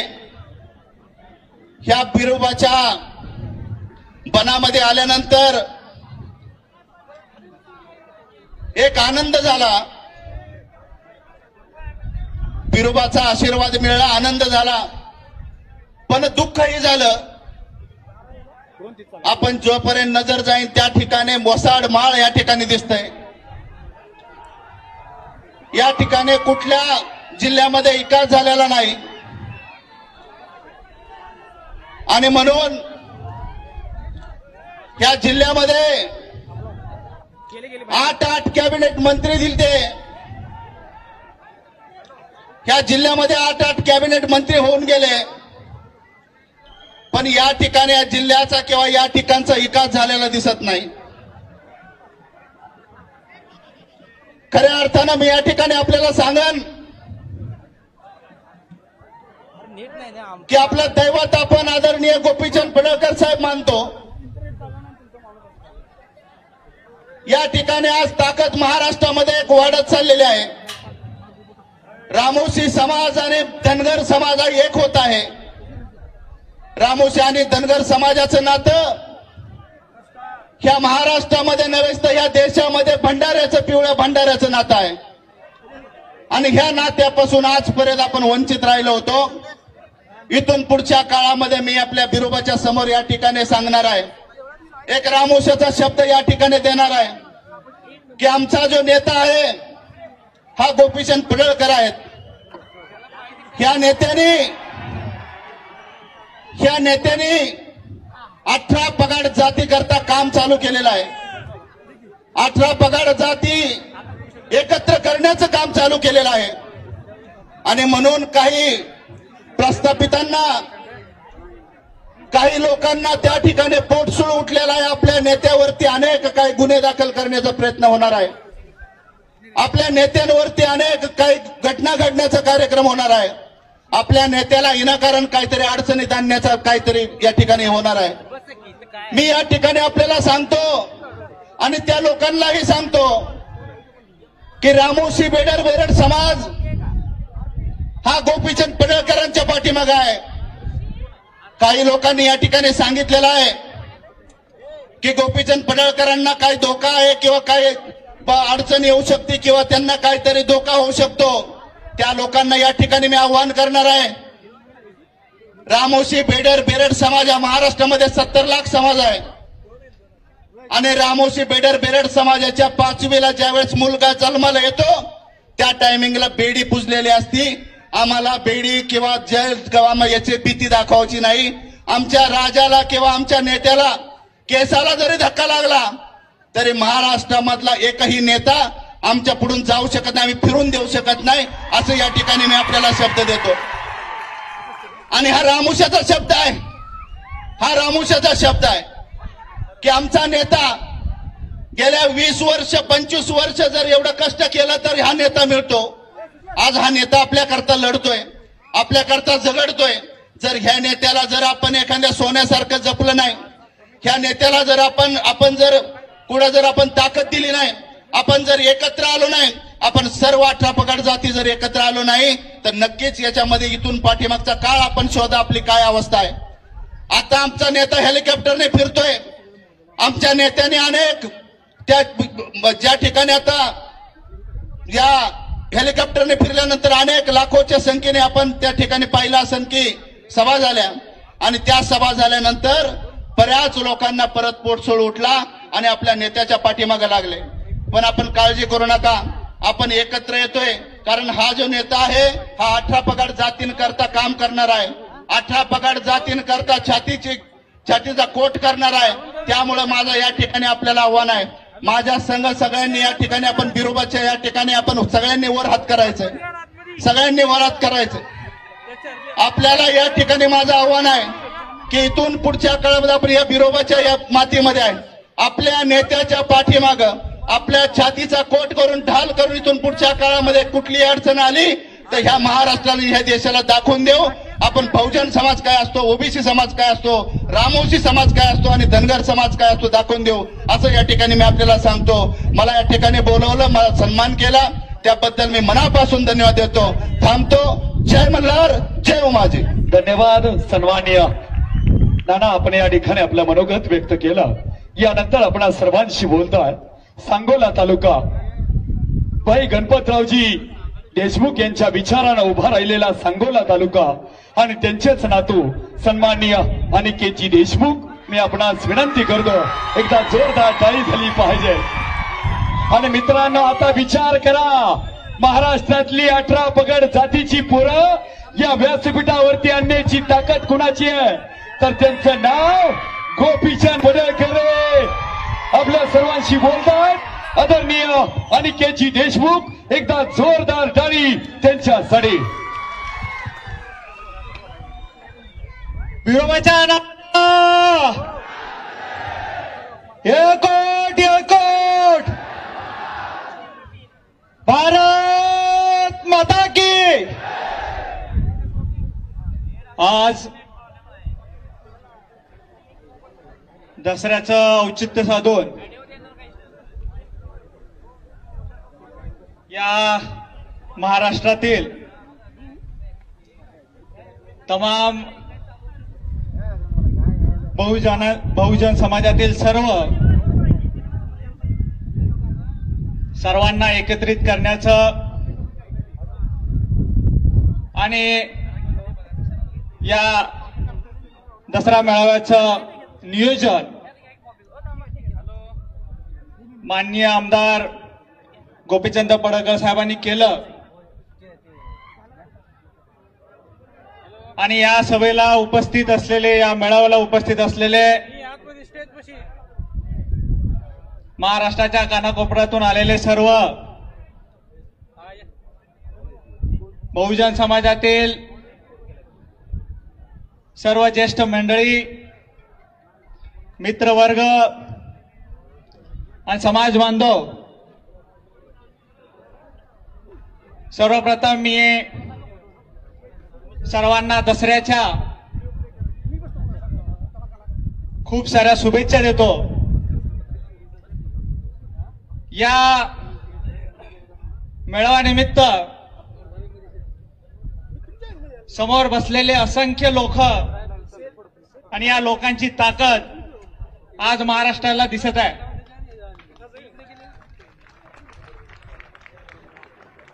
मला आनंद वाटतो की या ऐतिहासिक क्षणाचा मी एक भागीदार आहे आणि मी संयोजक समितीलाही आभार व्यक्त करतो की त्यांनी आम्हाला बोलवलं आणि 2 शब्द बोलायची संधी दिली. या इतिहासापासून, स्वराज्य निर्मितीपासून या स्वतंत्र आधुनिक भारताच्या चळवळीपर्यंत तमाम थोर व्यक्तींनी या देशासाठी, या राष्ट्रासाठी आहुती दिली. त्या सर्व थोर व्यक्तींनी आपली जीवाची बाजी लावून स्वराज्य आणि राष्ट्र स्थापन केलं. त्या सर्व थोर व्यक्तींना मी नमन करतो.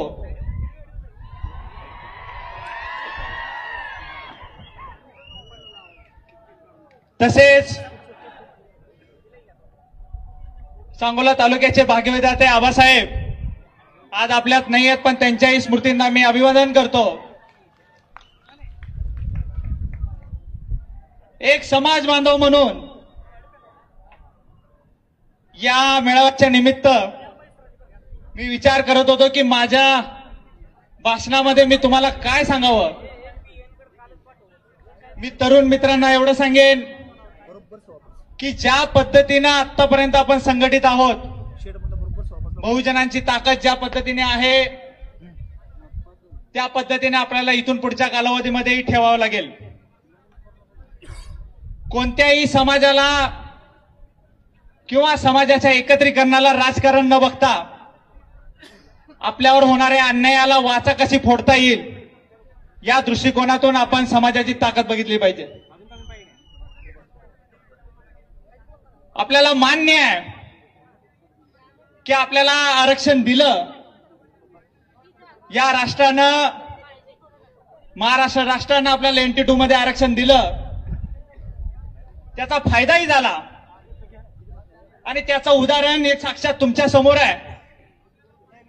आज मी डॉक्टर म्हणून या समाजामध्ये वावरत असताना या NT2 चा वापर मला झाला. त्याच्या माध्यमातून मी डॉक्टरकी क्षेत्रामध्ये काम करत आहे. पण हा जरी आपल्याला आरक्षण दिलं गेलं असलं तरी सुद्धा आपल्याला माहिती आहे आपण लढतोय कशासाठी. आपली मागणी रास्त आहे. आपल्यावर अन्याय 70 वर्ष झालाय हेही मान्य आहे. पण कोणतीही टोकाची भूमिका न घेता सगळ्यांनी एकत्र येऊन वारंवार पाठबळ करून आपला हक्काचं आरक्षण आपण पुढच्या कालावधीमध्ये मिळवणारच आहे. हा ध्यास आपल्या सर्वांना घ्यावा लागणार आहे.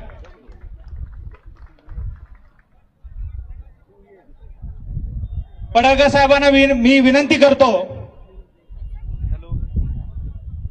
राज्यात आणि केंद्रात आपलं सरकार आहे.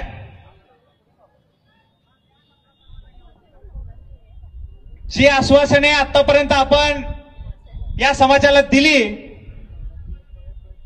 ते आश्वासनं प्रयत्न करण्याचं काम तुम्ही करत आहात, पण इथून पुढच्या कालावधीमध्ये ती पूर्ण होतील ही अपेक्षा मी आमदार साहेबांकडून करतो.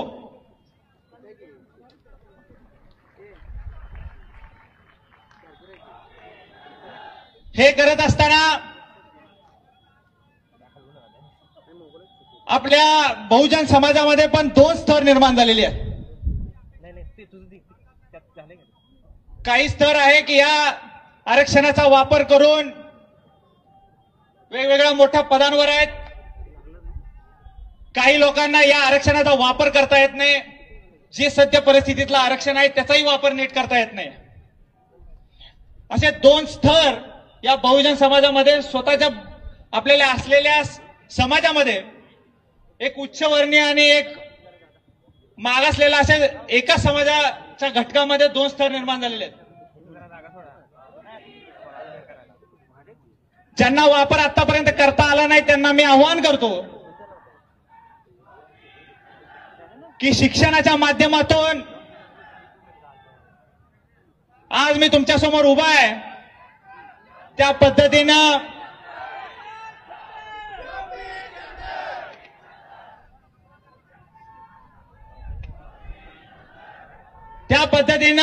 जे मागासलेला घटक आहे त्यांनी शिक्षणाच्या माध्यमातून उच्च स्तरावर याचा प्रयत्न करावा.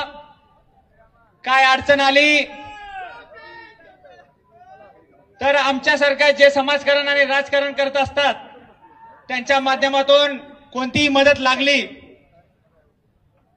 तर आमच्याकडून करण्याचा प्रयत्न आम्ही इथून पुढच्या कालावधीमध्ये जसा मागच्या कालावधीमध्ये केलाय त्या पद्धतीने पुढच्या कालावधीमध्येही केला जाईल.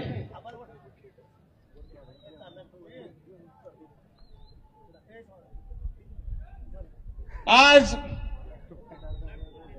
आपल्या सर्वांना एकत्रित पाहून मला अत्यानंद झालेलाच आहे. तुम्हा सर्वांना येणाऱ्या दसऱ्यानिमित्त मी खूप साऱ्या शुभेच्छा देतो.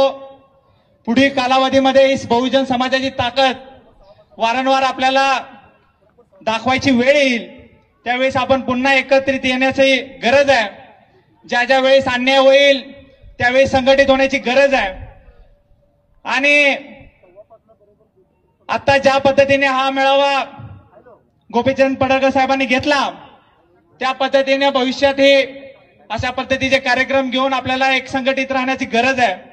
एवढं मी तुम्हा सर्वांना तरुणांना आवाहन करतो आणि मला बोलायची संधी दिली त्याबद्दल मी नियोजन समितीचं गोपीचंद पडळकर साहेबांचं आभार मानतो की एवढ्या जनसागरासमोर मला माझे 2 शब्द बोलता आले त्याबद्दल मी सर्वांचा आभार मानतो. जय हिंद, जय महाराष्ट्र. धन्यवाद सन्माननीय अनिकेतजी देशमुख. यानंतर मित्रांनो आपल्या सर्वांचं श्रद्धास्थान असणाऱ्या अहिल्या देवींची आरती आणि त्यानंतर पुढील कार्यक्रम आदरणीय गोपीचंदजी पडळकर साहेब आणि एक मेंढपाळ स्टेजवरती येतोय.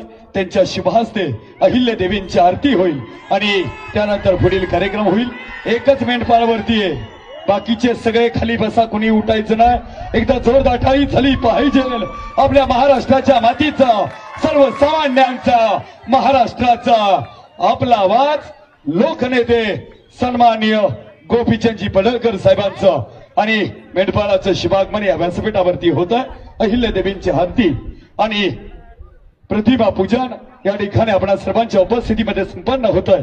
एकदा जोरदार टाळी झाली पाहिजे.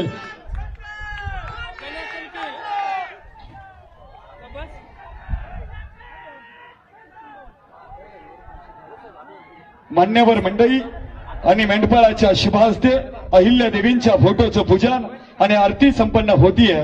मित्रांनो, हा बहुजनांचा पोरगा पायाला भिंगरी लावून या महाराष्ट्रामध्ये घोंगडी बैठका करतोय, धनगर जागर यात्रा करतोय आणि म्हणूनच आजचा हा बहुजनांचा महाराष्ट्राच्या मातीतील 18 पगड जातीचा हा बहुजनांचा दसरा मेळावा आपण पाहतोय. इतका मोठा जनसमुदाय पाहिल्यानंतर आनंद आणि समाधान वाटतंय. बहुजनांची पोरं आता एकसंघ होत आहेत, बहुजनांची लेकरं आता एकत्र येत आहेत, कारण बहुजनांच्या पाठीमाग गोपीचंद पडळकर नावाचा वाघ आता आपणा सर्वांच्या पाठीमाग उभा आहे. म्हणून बहुजनांची लेकरं एकसंघ होत आहेत.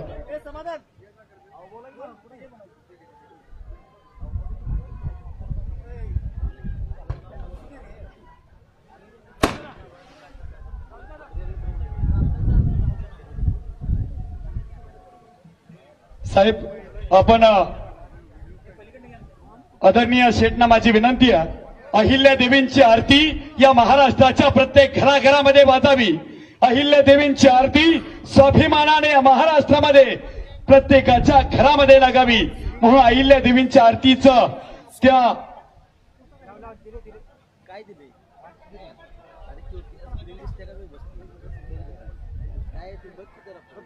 आदरणीय गोपीचंदजी पडळकर साहेब आरतीचं लॉन्चिंग करतायत.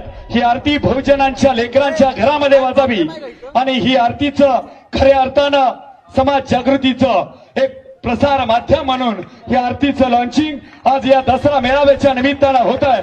एकदा जोरदार टाळी झाली पाहिजे आणि आपणा सर्वांच्या भेटीला अहिल्या देवींचं गीत आपणा सर्वांच्या भेटीला येत आहे. आरती वाजायला सुरुवात झाल्यानंतर टाळीचा आवाज सुद्धा त्याच तोलामोलानं झाला पाहिजे आणि ही आरतीचं लॉन्चिंग आपणा सर्वांच्या भेटीला येत आहे. हे गीत गायलं आरतीसाठी आपण सर्वांनी उभं राहायचं आहे. हे जागृतीचं अहिल्याच्या लेकींचं आणि हे गीत आपण सर्वांनी उभं राहावं. बालाजीराव वाघमोडे नंदेची उमाम संगीत सन्माननीय समाधानजी एवळे कोरस सन्माननीय रविकरण जावीर ओमराजी आविष्कार मिक्स सन्माननीय अवधूतजी वाडकर रिदम ओंकारजी इंगवले रेकॉर्डिंग तुषारजी पंडित पूजा मोरे यांना जावीर आणि सगळी मंडळी आपण सर्वांनी आरतीसाठी उभं राहायचं आणि हात वरती करून आरतीला टाळ्या वाजवायच्या. कळू द्या महाराष्ट्राच्या मातीला अहिल्यांची लेकरं आता आरेवाडीच्या बनात एकसंघ झालेत. झालाय ना अहिल्यांची लेकरं बहुजनांची पोरं आरेवाडीच्या बनामध्ये एकसंघ होत आहेत. सगळे बाकीचे खाली बसा तुम्ही. Ready 1 2 3 start.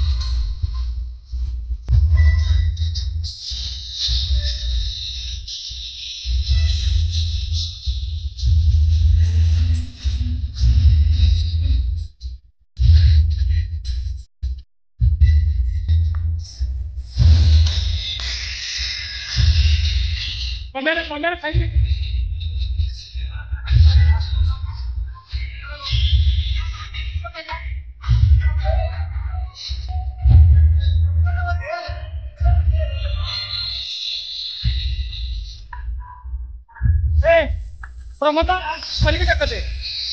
प्रमोदला खाली काय खाली? प्रमोदला खाली काय खाली?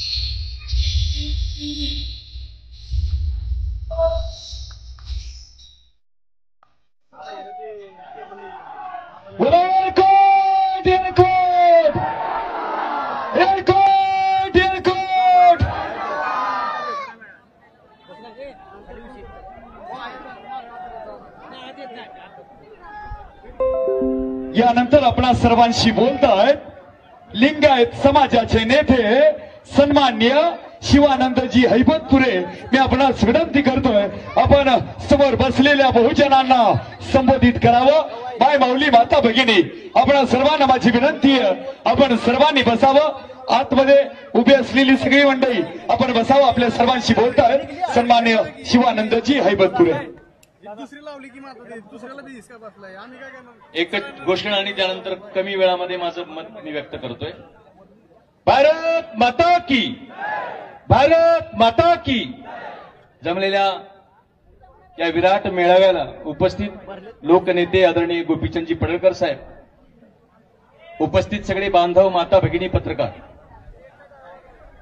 कमी बॉल खेळायचे आहेत आणि जास्ती रन काढायचं आहे. मला कॅप्टननं सांगितलंय बॉल कमी आहेत आणि रन रेट पण वाढवायचं आहे. कारण ही गोपीचंद पडळकर साहेबाची टीम आहे. रन रेट वाढल्याशिवाय राहणार नाही, लक्षात घ्या. कारण अजब रसायन आहे. अरे महाराष्ट्रात दसरा मेळावे किती होतात, कुठे कुठे होतात. महाराष्ट्रात दसरा मेळावे होतात, मुंबईत होतात, इकडे होतात, तिकडे होतात, सगळीकडे होतात. पण ते प्रस्थापितांचे मेळावे आहेत. वंचितांचा, शोषितांचा, पीडितांचा दसरा मेळावा विरोबाच्या वनात या ठिकाणी होतोय. अरे हा आपला आवाज आहे, आपल्या मातीचा, आपल्या हिताचा, आपल्या विचाराचा नेता आहे. त्याच्या पाठीशी केवळ धनगर समाज नाही. मी नेहमी सांगत असतो, इथे जमलेल्या प्रत्येक माणसाच्या जाती वेगळ्या आहेत. मी महात्मा बसवण्णांच्या विचारावर काम करणाऱ्या लिंगायत परंपरेचा शरण आहे. इथे जमलेल्या प्रत्येकाच्या जाती वेगळ्या आहेत. 18 पगड जातीचे 12 बलुतेदार या ठिकाणी आहेत, फटके आहेत. आपल्या सगळ्यांच्या जाती वेगवेगळ्या असल्या तरी आपल्या सगळ्यांच्या वेदना मात्र सारख्या आहेत. आम्ही उपेक्षित आहोत, आम्ही शोषित आहोत, आम्ही बहुजन आहोत. संख्या मोठी आहे पण तरी आम्ही उपेक्षित आहे. याचं कारण आहे तुमचा आमचा आवाज आतापर्यंत दबला होता, पण बहुजन समाजाने सोडलेला मोकळा श्वास, विद्रोह आणि बुलंद आवाज म्हणजे गोपीचंद पडळकर आहे, लक्षात घ्या. उगा नाही पत्रकाराने विचारलं, बहुजनाचं पोरग हेलिकॉप्टर मध्ये फिरायला लागलंय, अनेकांच्या पोटात दुखायला लागलं, पडळकर साहेबाकडे हेलिकॉप्टर कुठून आलं? अरे बाबा, कारखाना नाही, वाहतूक संघ नाही, डेअरी नाही, बँक नाही, बापजाद्याची इस्टेट नाही, कुठल्या प्रस्थापिताचा वारसा नाही, धनदांडगा नाही, हेलिकॉप्टर कुठून आलं? पडळकर साहेबांना लई भारी उत्तर दिलं. म्हणजे लोकर कापलं की चापर येते. म्हणलं हम जब शिवली काय करता. हा आवाज आहे, हा आत्म्याचा आवाज आहे. आणि बहुजनांनो, सध्याच्या वातावरणामध्ये महाराष्ट्राच्या राजकारणात तुम्हा सगळ्यांना अंतर्मुख होण्याची वेळ आलेली आहे, जागृत होण्याची वेळ आलेली आहे. फक्त एकच श्लोक सांगणार आहे भगवद्गीतेतला, किंबहुना सुभाषित सांगतो तेवढा आहे का? कोणी कोणाला राजा करत नाही. बरं, कोणीच कोणाला राजा करत नाही. कोण कोणाला राजा करत नाही. बहुजनांच्या पोरांनो, बहुजनांचा माणूस जेव्हा जेव्हा राजा झाला, मग ते सम्राट अशोक चंद्रगुप्त मौर्य असतील, कोणी असेल, ही बहुजनांची माणसं, ही बहुजनांची लेकरं जी राजे झाली, जी सम्राट झाली. त्याचा एक श्लोक खूप सुंदर आहे. तो श्लोक असा आहे, विक्रमार्जित स्वमत्य स्वयमेव मृगेंद्रता म्हणलंय. नाभिषेको न संस्कारे सिंहस्य क्रियते वने. अरे सिंहामध्ये, जंगलामध्ये सिंहाचा अभिषेक करायला फतवा निघत नाही, ठराव पास होत नाही की हा सिंह आजपासून आम्ही एकमताने ठराव पास करतो आहोत की या सिंहाला आम्ही आमच्या जंगलाचा राजा करत आहोत. ठराव पास होत नाही जंगलात. सिंहाची एक डरकाळी त्याला सम्राट बनवून सोडते, लक्षात घ्या. सिंहाची एक डरकाळी सम्राट बनवून सोडते. आणि बहुजनांनो तुम्ही सम्राट आहात. स्वाभिमानाचा हुंकार भरण्याची आवश्यकता आहे. महाराष्ट्रातला एक मोठा नेता गेलेला नेहमी म्हणायचा धनगर म्हणजे सुस्तावलेला अजगर आहे. कोण आहे? सुस्तावलेला अजगर आहे. मी सांगतो ज्या दिवशी या अजगराची सुस्ती जाईल त्या दिवशी प्रस्थापिताला त्याच्या खुर्च्या सकट गिळाल्याशिवाय हा समाज स्वस्थ बसणार नाही. आणि ती सुस्ती सोडायची वेळ आलेली आहे.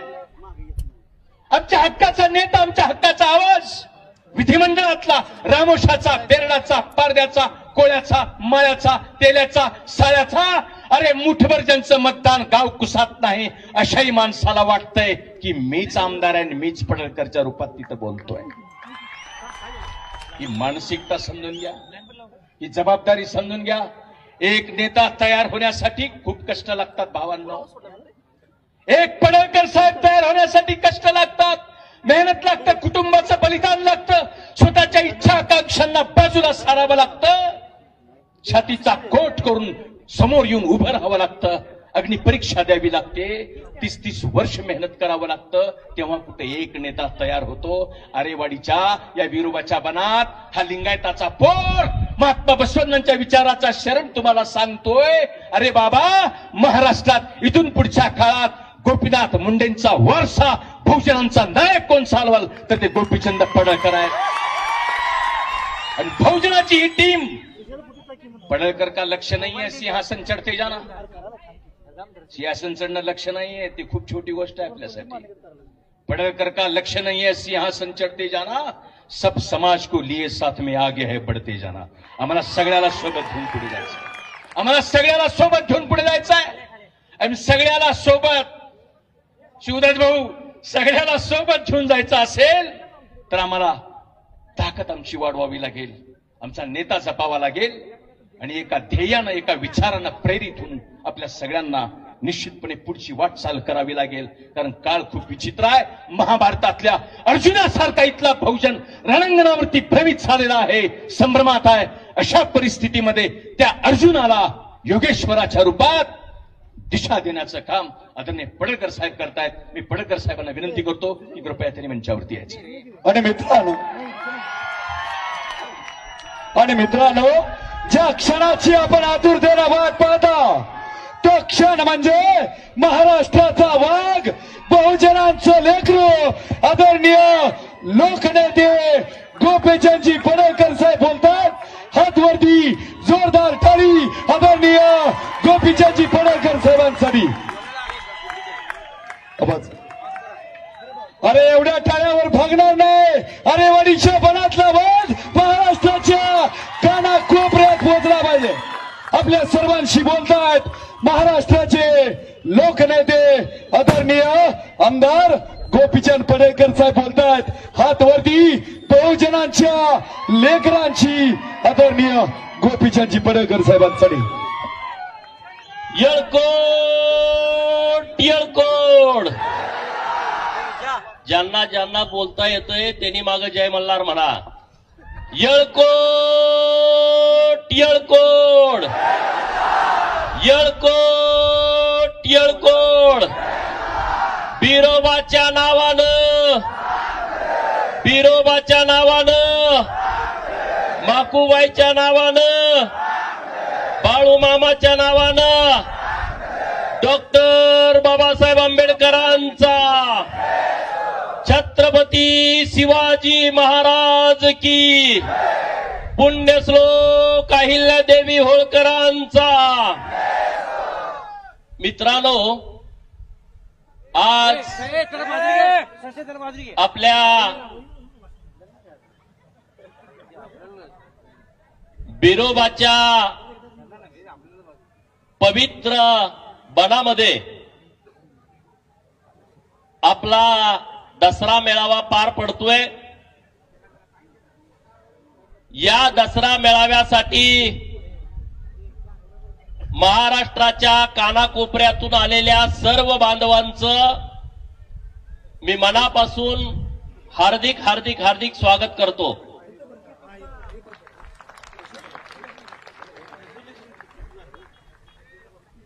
दसऱ्याचा सण म्हणजे बिरोबा भक्तांना दिवाळी असते आणि पूर्वीच्या काळामध्ये राजे महाराजे जेव्हा युद्धावरती जायचे तेव्हा पहिल्यांदा ढोल वाजवला जायचा, ज्या ढोलाला रणभैरी म्हटलं जातं आणि ढोलाचा निनाद हा भल्या भल्यांना धडकी भरवतो आणि म्हणून महाराष्ट्रातल्या धनगरांनी हा ढोलाचा आवाज गावागावामध्ये वाड्या वस्त्यावरती दऱ्या खोऱ्यामध्ये केला पाहिजे की जेणेकरून प्रस्थापितांना नेहमी धडकी भरत जाईल।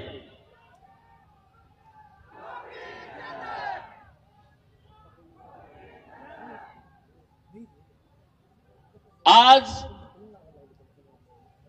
आपल्या सगळ्यांच्या भावना, आपल्या सर्वांची इच्छा मनामध्ये उरामध्ये बाळगून तुम्ही आरेवाडीच्या बिरोबाच्या बनामध्ये आलाय।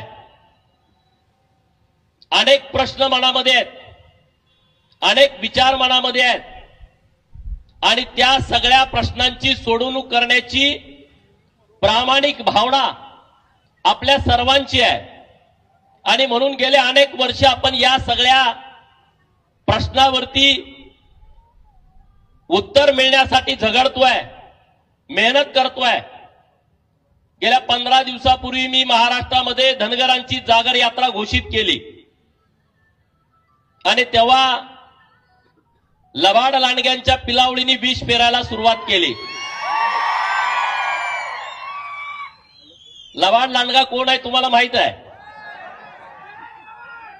की नाही? कुणाकुणाला माहित आहे हात वर करा।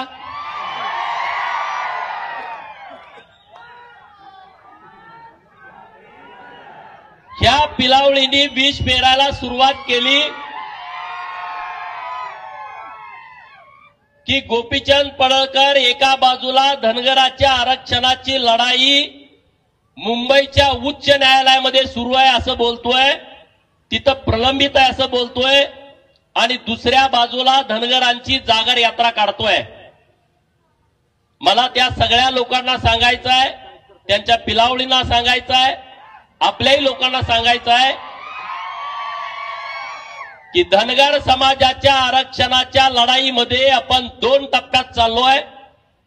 प्लान ए, महाराष्ट्रातल्या धनगरांची आरक्षणाची लढाई आपण न्यायालयामध्ये लढतोय आणि न्यायालयानं 8 डिसेंबर, 11 डिसेंबर आणि 15 डिसेंबर या 3 तारखा धनगर समाजाच्या आरक्षणाच्या अंतिम सुनावणीसाठी दिलेल्या आहेत। म्हणजे मी तुमच्या समोर बोलतोय 22 ऑक्टोबरला, आता किती दिवस राहिले तुम्ही मोजा की एवढ्या दिवसामध्ये आपल्या आरक्षणाची अंतिम सुनावणी होतीये आणि उच्च न्यायालयाने हेही सांगितलं की नाताळाची सुट्टी झाल्यानंतर धनगर आरक्षणाच्या केसचा निकाल आम्ही देणार आहे आणि मला 1,00,000% विश्वास आहे, बिरोबाचा आशीर्वाद आहे, माकूबाईचा आशीर्वाद आहे, बाळूमामाचा आशीर्वाद आहे आणि गेल्या 70 वर्षामध्ये धनगरांच्या वरती जितका अन्याय झाला तितका अन्याय देशातल्या कुठल्याच जातीवरती झाला नाही आणि त्यामुळं उच्च न्यायालयामध्ये जवळपास माननीय मधु शिंदे यांच्या नेतृत्वाखाली महाराणी अहिल्यादेवी प्रबोधिनी विचार मंचनं किमान 170 पुरावे धनगरांच्या बाजूने सादर केलेले आहेत आणि दुसऱ्या बाजूला राज्य सरकारनं धनगर या राज्यामध्ये अस्तित्वात नाही हे शपथपत्रावरती दिलं आहे 2019ला, 2022ला आणि 2023ला सरकारच्या वतीनं पुन्हा 2 शपथपत्र धनगरांच्या बाजूने दिलेले आहेत। म्हणजे जी खरी परिस्थिती होती ती दिलेली आहे आणि त्यामुळं 1,00,000% निकाल हा आपल्या बाजूने लागेल।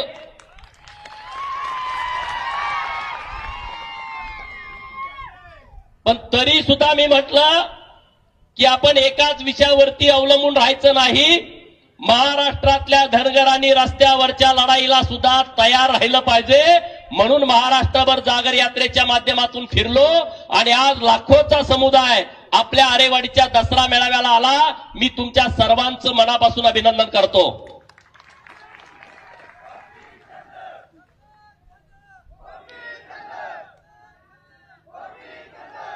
कारण आपल्यामध्ये फूट पडावी असा अनेक प्रयत्न केला जातोय.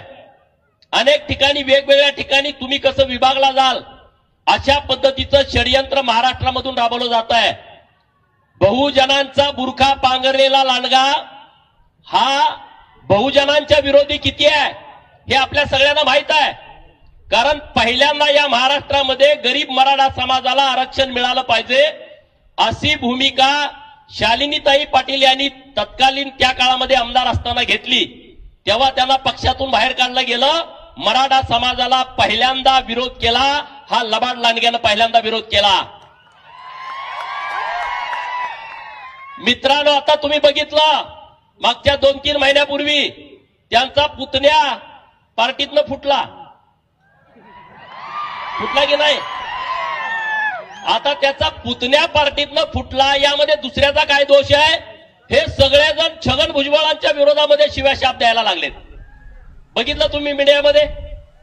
फुटला याचा पुतण्या आणि लागले कुणाच्या माग? छगन भुजबळांच्या. का? हा माळी समाजाचा माणूस आहे, गरीब समाजातला माणूस आहे, तर ह्यांच्या पाठीमागं लागायचं. पहिल्यांदा समता परिषदेमध्ये त्यांनी जे मोठं महाराष्ट्रामध्ये चळवळ उभा केली होती बहुजनांना एक करण्याची, आणि या लांडग्याला माहित आहे बहुजन जर एक झाले तर महाराष्ट्रामध्ये काय होऊ शकतं, म्हणून समता परिषदेला दाबायचा प्रयत्न झाला. डॉक्टर बाबासाहेब आंबेडकरांनी स्थापन केलेला रिपब्लिकन पार्टी ऑफ इंडियाचे तुकडे तुकडे तुकडे केले. त्याच्यानंतर संघर्ष योद्धा माननीय गोपीनाथरावजी मुंडे साहेब या महाराष्ट्राच्या मुख्यमंत्री पदावरती विराजमान झाले असते, परंतु काही आमदारांना फूस लावली आणि माननीय गोपीनाथरावजी मुंडे साहेबांना मुख्यमंत्री पदापासून वंचित ठेवला. बंजारी समाजाचा पहिल्यांदा मुख्यमंत्री महाराष्ट्रामध्ये झाला असता. म्हणजे हे सगळं जे षडयंत्र सुरू आहे या षडयंत्राकडे आपण नीटपणे बघितलं पाहिजे. या महाराष्ट्रातल्या धनगरांची चळवळ पहिल्यांदा स्वर्गीय बी.के. कोकरेंनी 80 आणि 90च्या दशकामध्ये उभा केली, परंतु बी.के. कोकरेंना संपवण्याचं, त्यांची संघटना संपवण्याचं मोठं पाप यांनी केला. माननीय शिवाजीराव सेंडगे बापूंना राजकारणामध्ये काही काळ वापरून घेतलं आणि परत त्यांना बाजूला करून टाकलं, त्यांच्या पूर्ण घराला बाजून करून टाकलं. हे तुम्ही सगळ्यांनी बघितलंय मित्रांनो.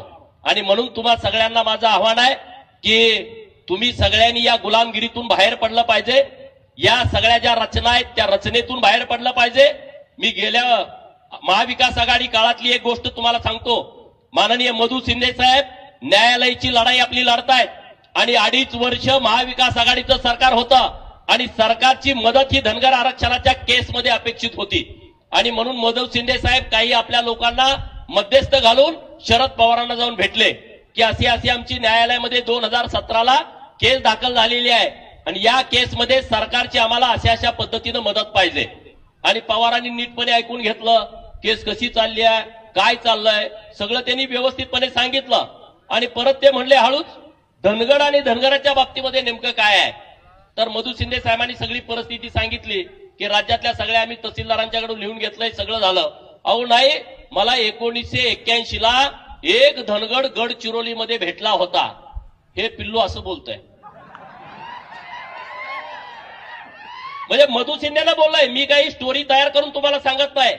एक धनगड मला 1981ला गडचिरोलीमध्ये भेटला असं पवारांनी माननीय मधू शिंदेना सांगितलं. मधू शिंदे साहेब म्हणले एका माणसाला कुठं आरक्षण दिलं जातं का? एका माणसाची जात, त्याला काय बायको, त्याला पोरं काय आहे का नाही? त्याला बाप, त्याला आई, त्याला आजोबा, त्याला पंजोबा, त्याला मामा, त्याला मामी, ही काही नाती गोती आहेत का नाही? आणि मग नाही, मी ते नुसतं बघितलं होतं. म्हणजे विष कसं पेरायचं ते ह्या सगळ्या माणसाकडून आपण शिकलं पाहिजे. म्हणजे बघितलं पाहिजे कशा पद्धतीनं हे विष पेरतात आणि त्यातून आपण काहीतरी शिकलं पाहिजे. म्हणजे मी त्यांच्याकडून शिकलं पाहिजे हे शब्द बाजूला काढून टाका की आपण त्याच्यातून काहीतरी शिकलं पाहिजे. मित्रांनो, मी उगाच त्यांच्या विरोधात बोलत नाही. इकडे चौंडीला आमचं उपोषण सुरू होतं, तिकडे लेक आणि नातू गेला की धनगरांना आरक्षण मिळालं पाहिजे, आणि तिकडे 1 ऑक्टोबरला आदिवासी हक्क परिषद होती, त्यामध्ये जाऊन तिथं बाजू काय मांडताय की आदिवासीमध्ये आम्ही कुणालाही येऊ देणार नाही. माननीय शरद पवार, 1 ऑक्टोबरला तुम्ही बघितलं का? अरे काय धनगर आता एवढा येडा राहिलाय का? राहिलाय का? स्वतःची काय बुद्धी आहे का नाही आपल्याला? आहे की नाही? अरे मोठ्यानं आवाज येऊ द्या. अरे आता परिस्थिती पूर्णपणे बदलली आहे. लोक सगळी जागृत झाली आहेत. लोकांच्याकडे सोशल मीडिया आला, लोकांच्याकडे व्हॉट्सअप, फेसबुक, ट्विटर आलं. मेंढका सुद्धा ट्विटरवरती कमेंट करायला लागला, मेंढका ट्विटरवरती बोलायला लागला. आता अशी परिस्थिती झालेली आहे.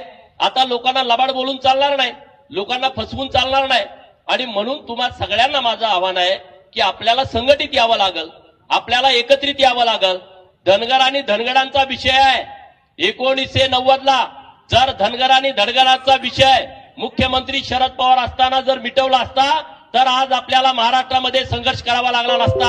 तो 2019ला देवेंद्र फडणवीसांनी मिटवला की धनगर राज्यामध्ये अस्तित्वात नाही, आहे तो धनगर आहे, हे शपथपत्रावरती लिहून दिलं. मित्रांनो, हे 90ला व्हायला पाहिजे होतं. 90ला जर एनटीच्या ऐवजी एसटी नोटिफाय आपण झालो असतो तर 95, 99, 2004, 2009, 2014 आणि 2019 किती निवडणुका झाल्या बघा. एवढ्या निवडणुकामध्ये किमान तुमचे प्रत्येक निवडणुकीमध्ये 35 आमदार गेले असते. जर 90-91ला जर धनगर हा एसटीची अंमलबजावणी झाली असती. किती आमदारापासून तुम्ही मुकला बघा. आज तुमचे आमदार किती आहेत महाराष्ट्रामध्ये बघा.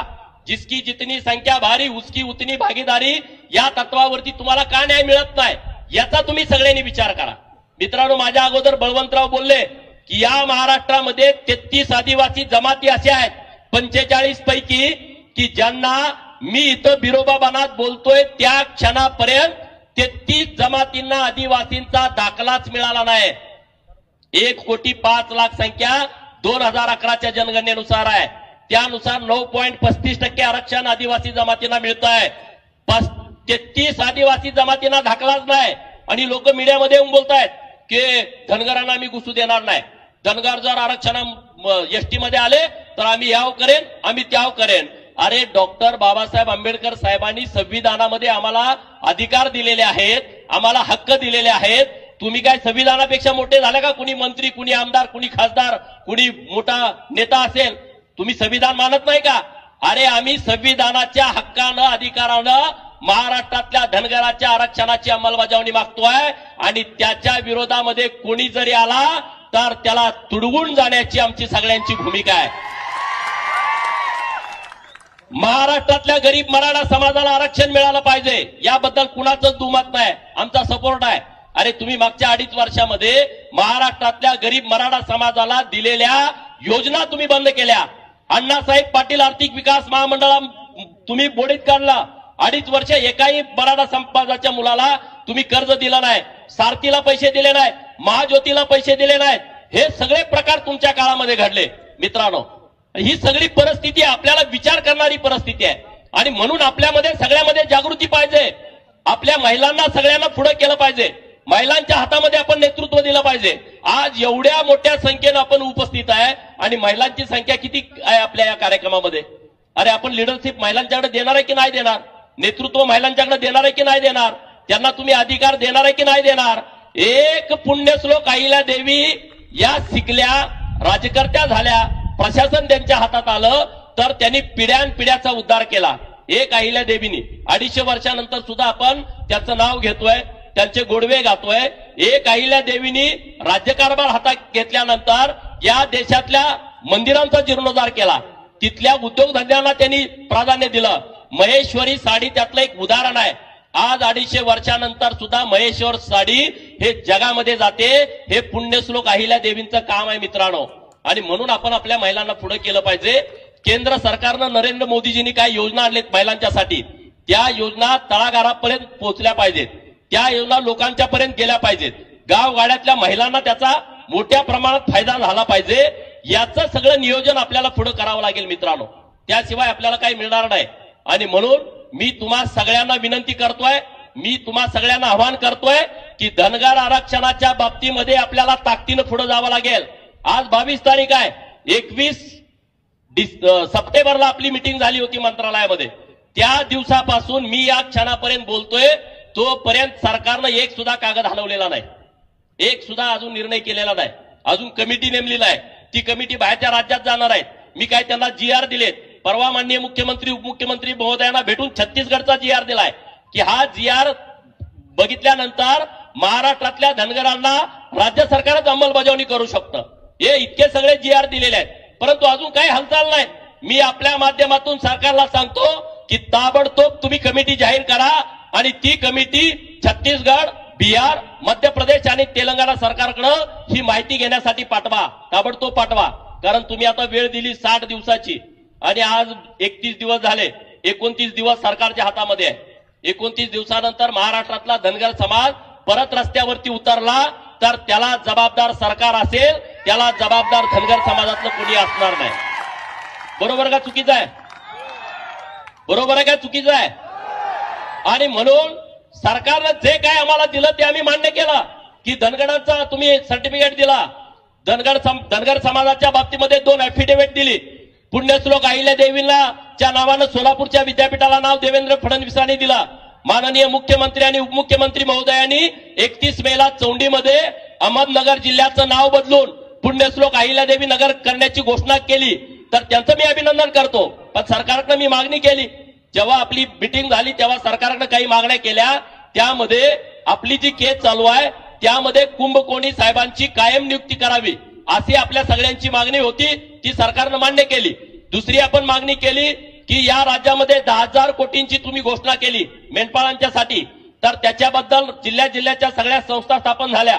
तर आता त्याच्याबद्दल तुम्ही महाराष्ट्राचं फेडरेशन तयार करून त्याचा अध्यक्ष लवकरात लवकर डिक्लेअर करा, म्हणजे धनगर समाजाची ती योजना तळागाळापर्यंत जाईल. तिसरी मागणी आपण मेंढपाळांच्या बाबतीमध्ये, अरे मेंढपाळांना कुणी मारतं, कुणी मारझोड करतं, मेंढपाळांना इकडे येऊ नका तिकडे येऊ नका, मोठा अन्याय अत्याचार करतं, तर त्याच्यासाठी स्वतंत्र कायदा तयार करावा.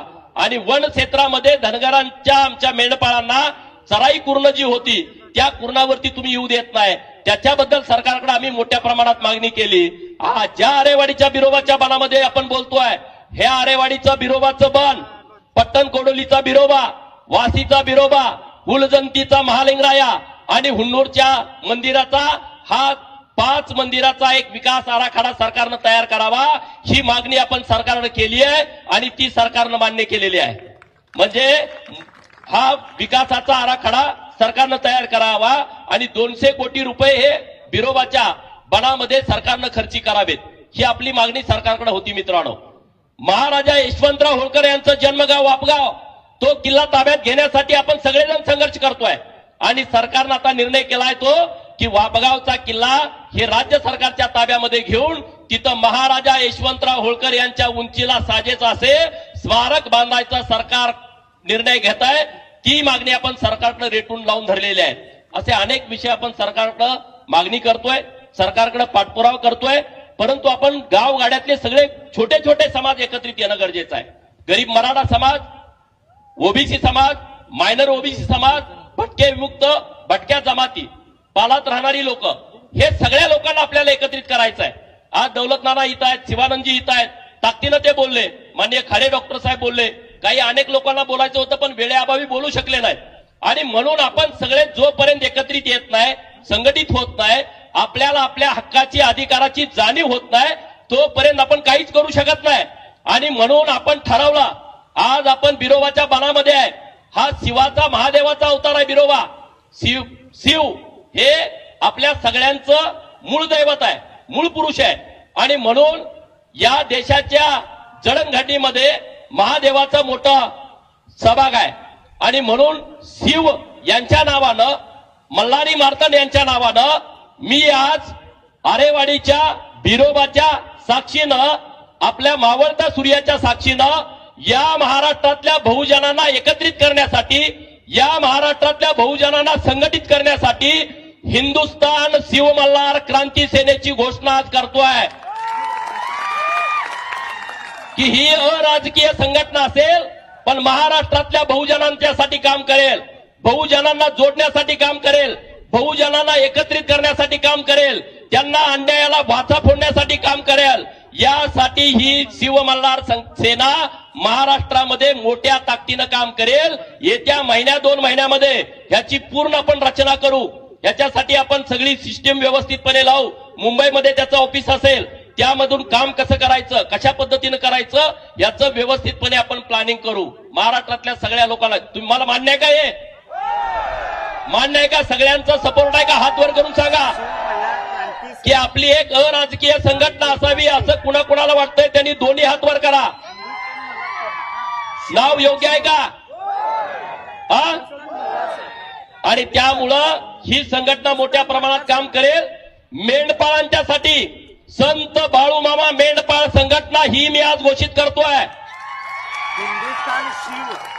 ही संघटना फक्त मेंढपाळांच्यासाठी काम करेल. सोशल मीडियाचं तर काम आपल्या जोरात चालू आहे. तर हे आपल्याला व्यवस्थितपणे इथून पुढच्या काळामध्ये महाराष्ट्रात आपल्याला या सगळ्या विषयामध्ये जायचं आहे मित्रांनो. आणि म्हणून धनगर समाजाच्या आरक्षणाच्या लढाईमध्ये आपल्याला सहभाग घ्यावा लागेल. आपल्याला ही लढाई तीव्र करावी लागेल. 21 सप्टेंबरला आपली पहिली बैठक झाली. आज 22 ऑक्टोबर आणि 21 नोव्हेंबरला 60 दिवस पूर्ण होत आहेत. आणि म्हणून जर 60 दिवसाच्या आतमध्ये सरकारनं ही कमिटी पाठवून आवाज जर नाही आणला तर 21 नोव्हेंबरला आपण महाराष्ट्रातल्या सगळ्या तहसीलदारांच्या समोर एक मोर्चा काढायचा आहे. बरोबर का? 21 नोव्हेंबरला मंगळवार आहे. आपण महाराष्ट्रातल्या सगळ्या तहसीलदारांच्या समोर मोर्चा काढू. आणि अधिवेशन सुरू होत आहे 7 डिसेंबरला. 7 डिसेंबरला गुरुवार आहे. शुक्रवार, शनिवार, रविवार, सोमवारी 11 डिसेंबरला महाराष्ट्रातल्या धनगरांचा एसटी आरक्षणासाठी नागपूरला विधान भवन घेण्यासाठी लाखोच्या संख्येनं आपल्याला जायचं आहे. जमेल का तुम्हाला? जमेल का सगळ्यांना? नाहीतर मी एकटाच बोलतोय असं व्हायचं.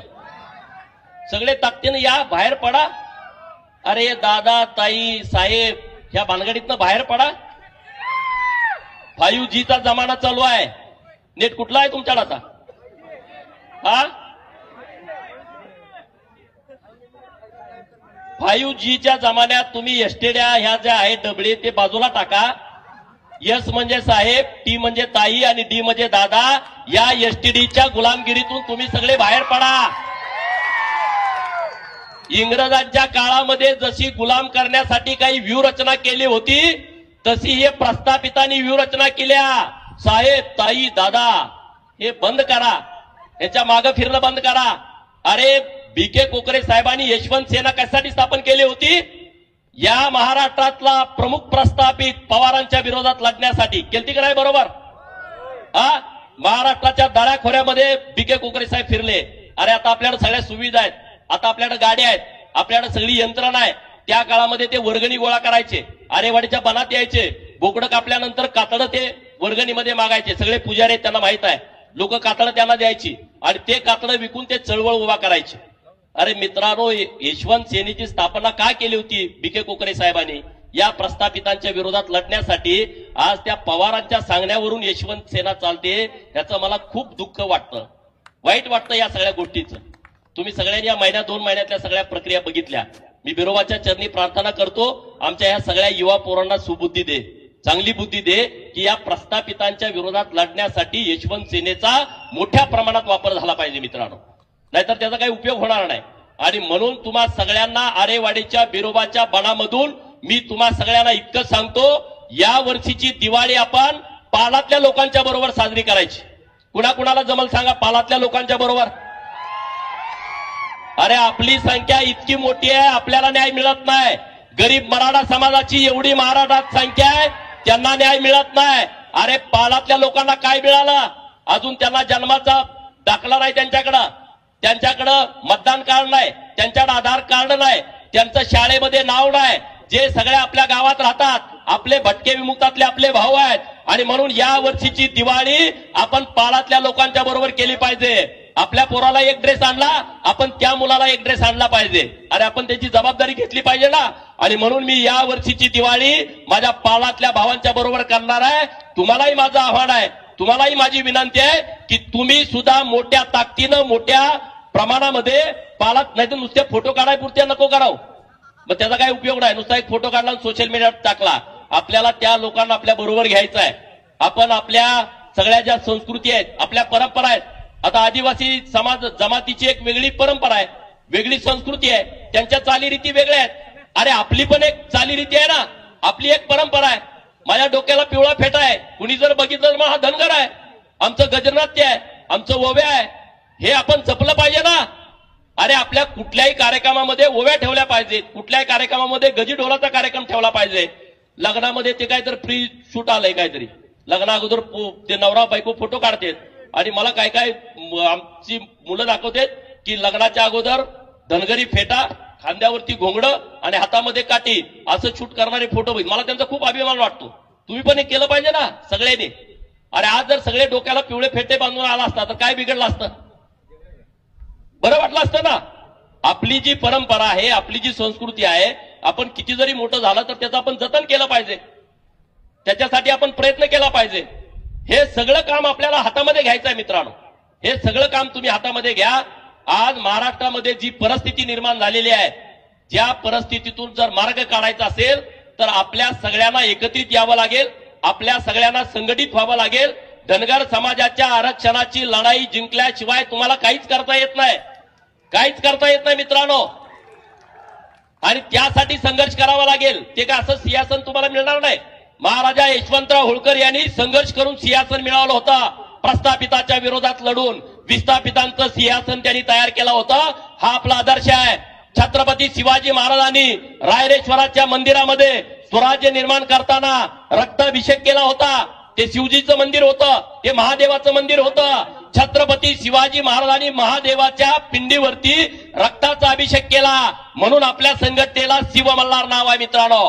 हे लक्षात ठेवा, संघटनेला नाव का दिलंय आपण. हे संघटना आपल्याला महाराष्ट्रामध्ये इतक्या मोठ्या प्रमाणात वाढवायची आहे. या संघटनेच्या माध्यमातून दबदबा तयार झाला पाहिजे, कुणावरती अन्याय करण्याचं कुणाचं धाडस झालं नाही पाहिजे, इतकी ताकद या संघटनेमध्ये आहे. आणि म्हणून गावागावामध्ये याच्या शाखा आपल्याला येत्या काही काळामध्ये उभा करायच्या आहेत. जमल का नाही जमल. अरे महाराष्ट्रातून हजारो गावातून तरुण आलेत, सगळ्या गावात आपल्या शाखा झाल्या पाहिजेत मित्रांनो. आणि म्हणून मी तुम्हाला सांगतोय, धनगर आरक्षणाची लढाई ही आपल्यासाठी अंतिम आहे. धनगर आरक्षणाच्या लढाईपासून आपल्याला बाजूला जाता येणार नाही. नुसतं आम्हाला हे दिलं ते दिलं असं नाही. आता सरकारला माझं आव्हान आहे, तुम्ही काहीही करा आणि धनगराच्या पोराच्या हातामध्ये एसटीचा दाखला द्या. तुम्ही न्यायालयाची वाटच बघू नका, न्यायालय तर देईल, पण सरकारनं सरकारची जबाबदारी म्हणून या महाराष्ट्रातल्या धनगराच्या पोराच्या हातामध्ये एसटीचा दाखला द्यावा. सरकारनं मान्य केलंय की धनगर राज्यामध्ये अस्तित्वात नाही, आहे तो धनगर आहे, विषय मिटलाय. ती सगळी लढाई आता सरकारनं हातामध्ये घ्यावी.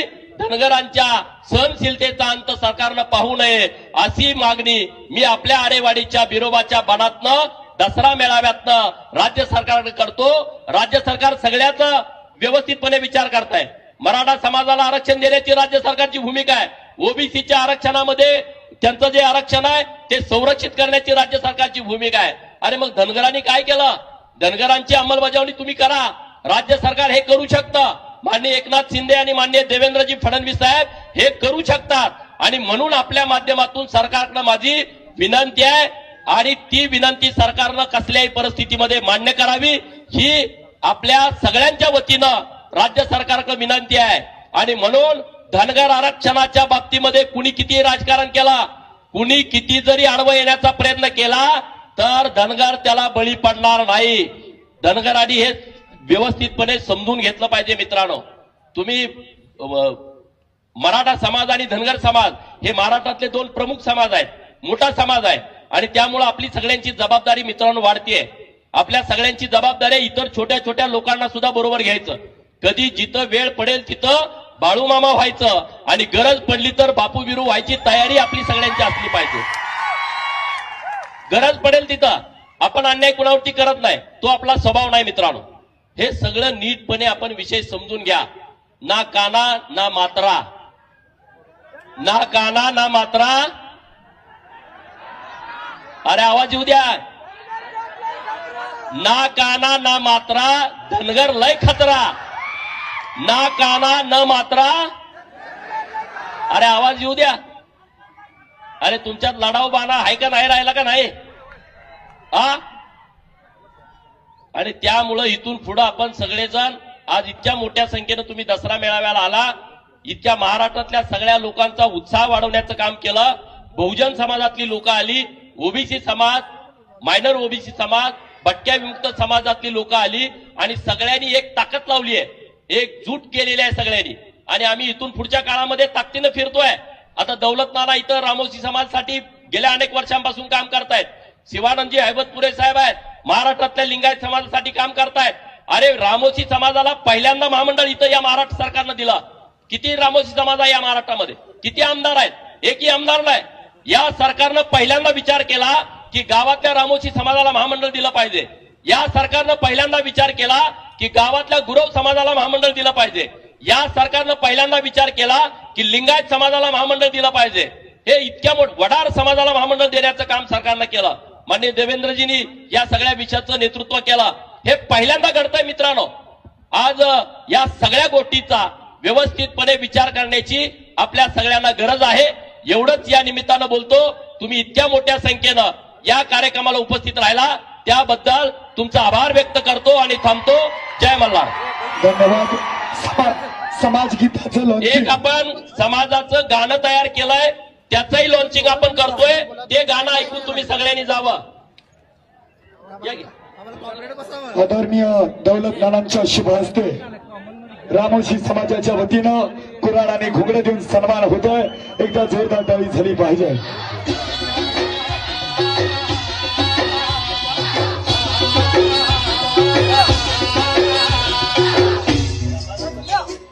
एक सारे होऊया,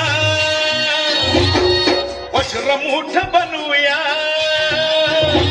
अरे एक सारे होऊया, वज्रमुठ बनवूया. मना मना जोडूया, केस सारे तोडूया. बालाजी वाकोडेंनी हे गाणं लिहिलंय. आयवळे सरांनी हे सगळी रचना करून घेतली आणि नंदेश उर्फ यांनी गायलाय. अरे उजळून भंडारा, क्रांतीचा नारा घुमवू हास मंत्री सारा. अहिल्याच्या लेकरा का खातो ठोकरा, अहिल्याच्या लेकरा का खातो ठोकरा. ओढून तू टाक बेड्या गुलामीच्या वाघरा, ओढून तू टाक बेड्या गुलामीच्या वाघरा. अहिल्याच्या लेकरा तू, अहिल्याच्या लेकरा.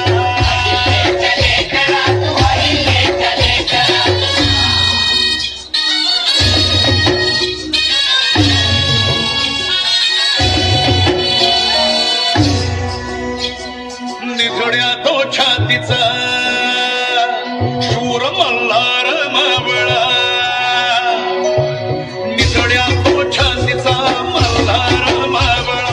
अख्खे पार छेडा त्याच मर्दान लावेला, अख्खे पार छेडा त्याच मर्दान लावेला. हर हर हर महादेव गजरापुरा, बलूची सारी सिंध प्रांती गुंजला. हर हर हर महादेव गजरापुरा, बलूची सारी सिंध प्रांती गुंजला. तू बोध घे, तू शोध घे, तू बोध घे, तू शोध घे. पराक्रमाचा वसा आज कसा भंगला, विसरून स्वाभिमान गुलामीचा दंगला. पराक्रमाचा वसा आज कसा भंगला, विसरून स्वाभिमान गुलामीचा दंगला. मल्हारांचा इतिहास आज पुन्हा हटवूया, स्वाभिमानी प्रगतीचा महाराष्ट्र घडवूया. मल्हारांचा इतिहास आज पुन्हा हटवूया, स्वाभिमानी प्रगतीचा महाराष्ट्र घडवूया. हात दे तू, साथ दे तू, शपथ पुन्हा घेऊया.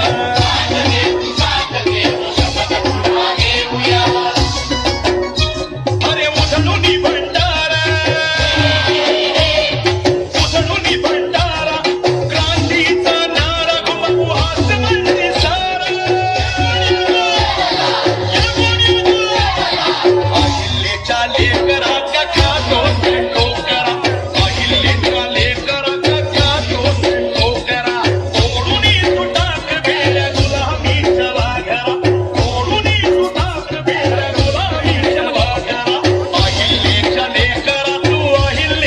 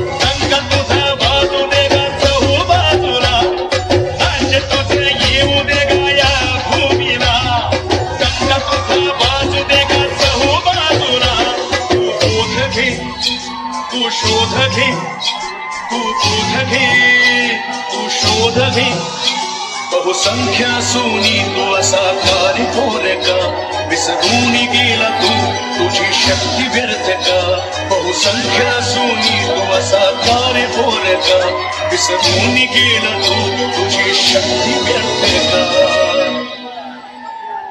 अहिल्यांच्या तलवारीचे शौर्य पुन्हा आठवूया समतेचे न्यायाचे राज्य पुन्हा घडवूया अहिल्यांच्या तलवारीचे शौर्य पुन्हा आठवूया समतेचे न्यायाचे राज्य पुन्हा घडवूया हात दे तू साथ दे तू शपथ पुन्हा घेऊया साथ दे तू साथ दे तू शपथ पुन्हा घेऊया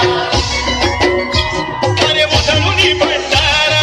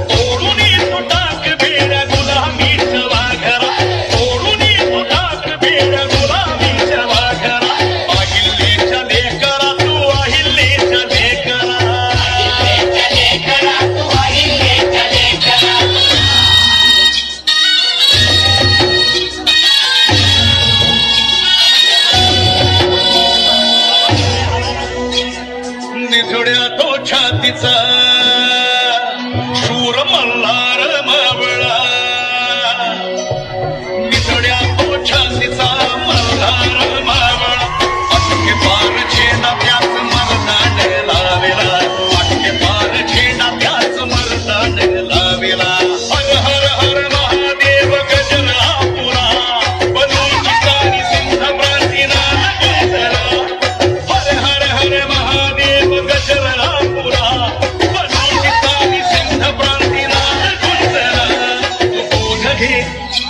तू शोध घे तू बोध घे तू शोध घे पराक्रमाचा बसा आज कसा भंगला विसरून स्वाभिमान गुलामीत दंगला पराक्रमाचा बसा आज कसा भंगला विसरून स्वाभिमान गुलामीत दंगला मल्हारांचा इतिहास आज पुन्हा आठवूया स्वाभिमानी प्रगतीचा महाराष्ट्र घडवूया मल्हारांचा इतिहास आज पुन्हा आठवूया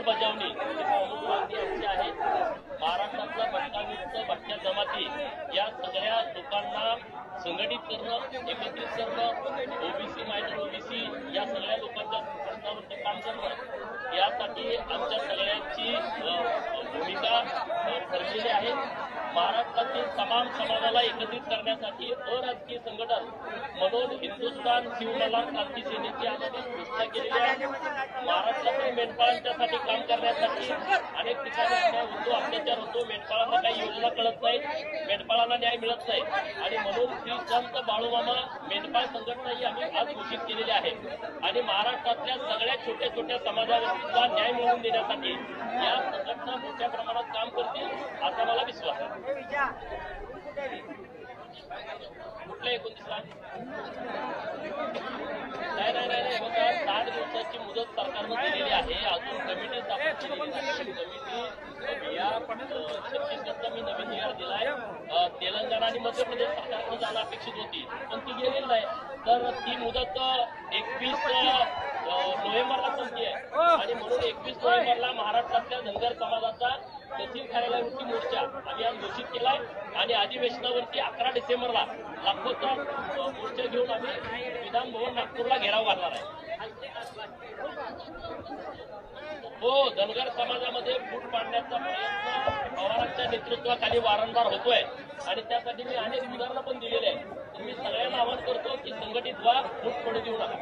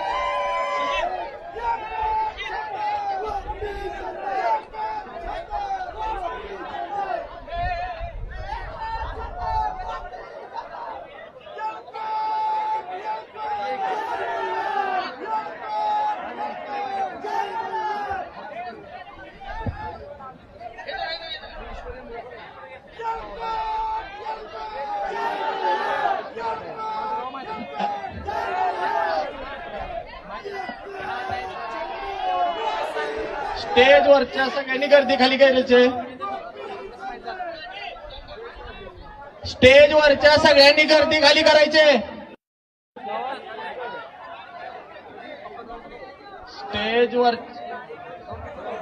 स्टेजवरच्या सगळ्यांनी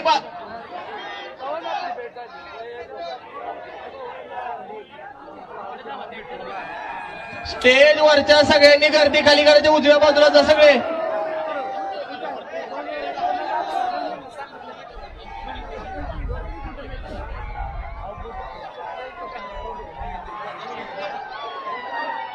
डिस्क डिस्क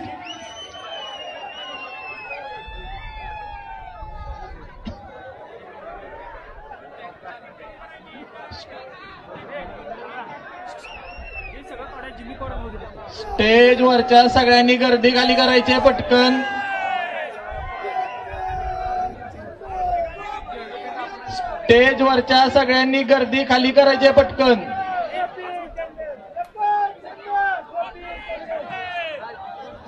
प्रेस चालू आहे, सगळ्यांनी आवाज.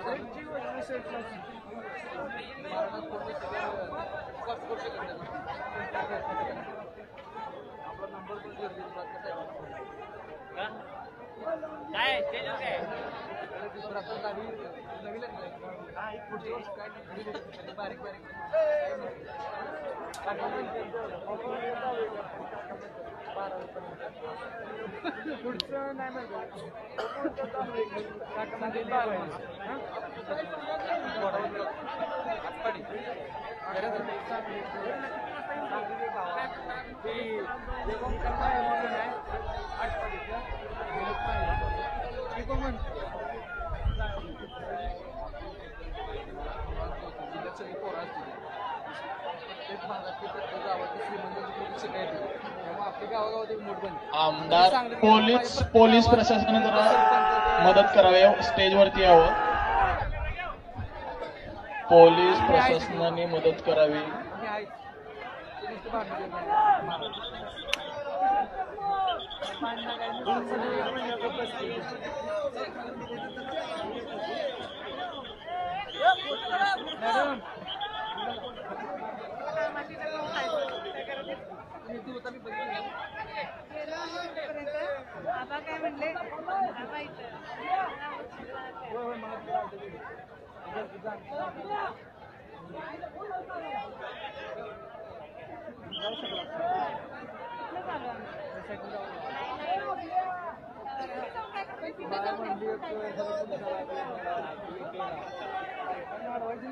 काय म्हणले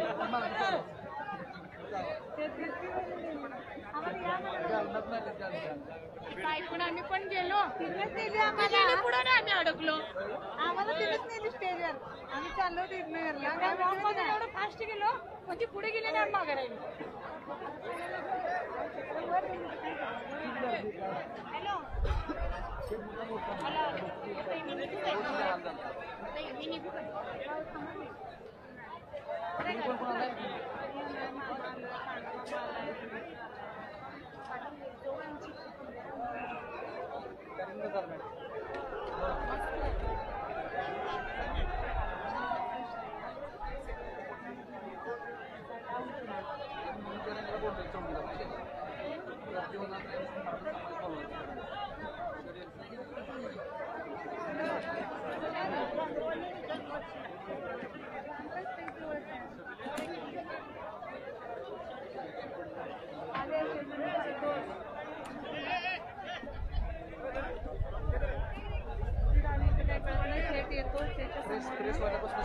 प्रेसवाले जी उभारले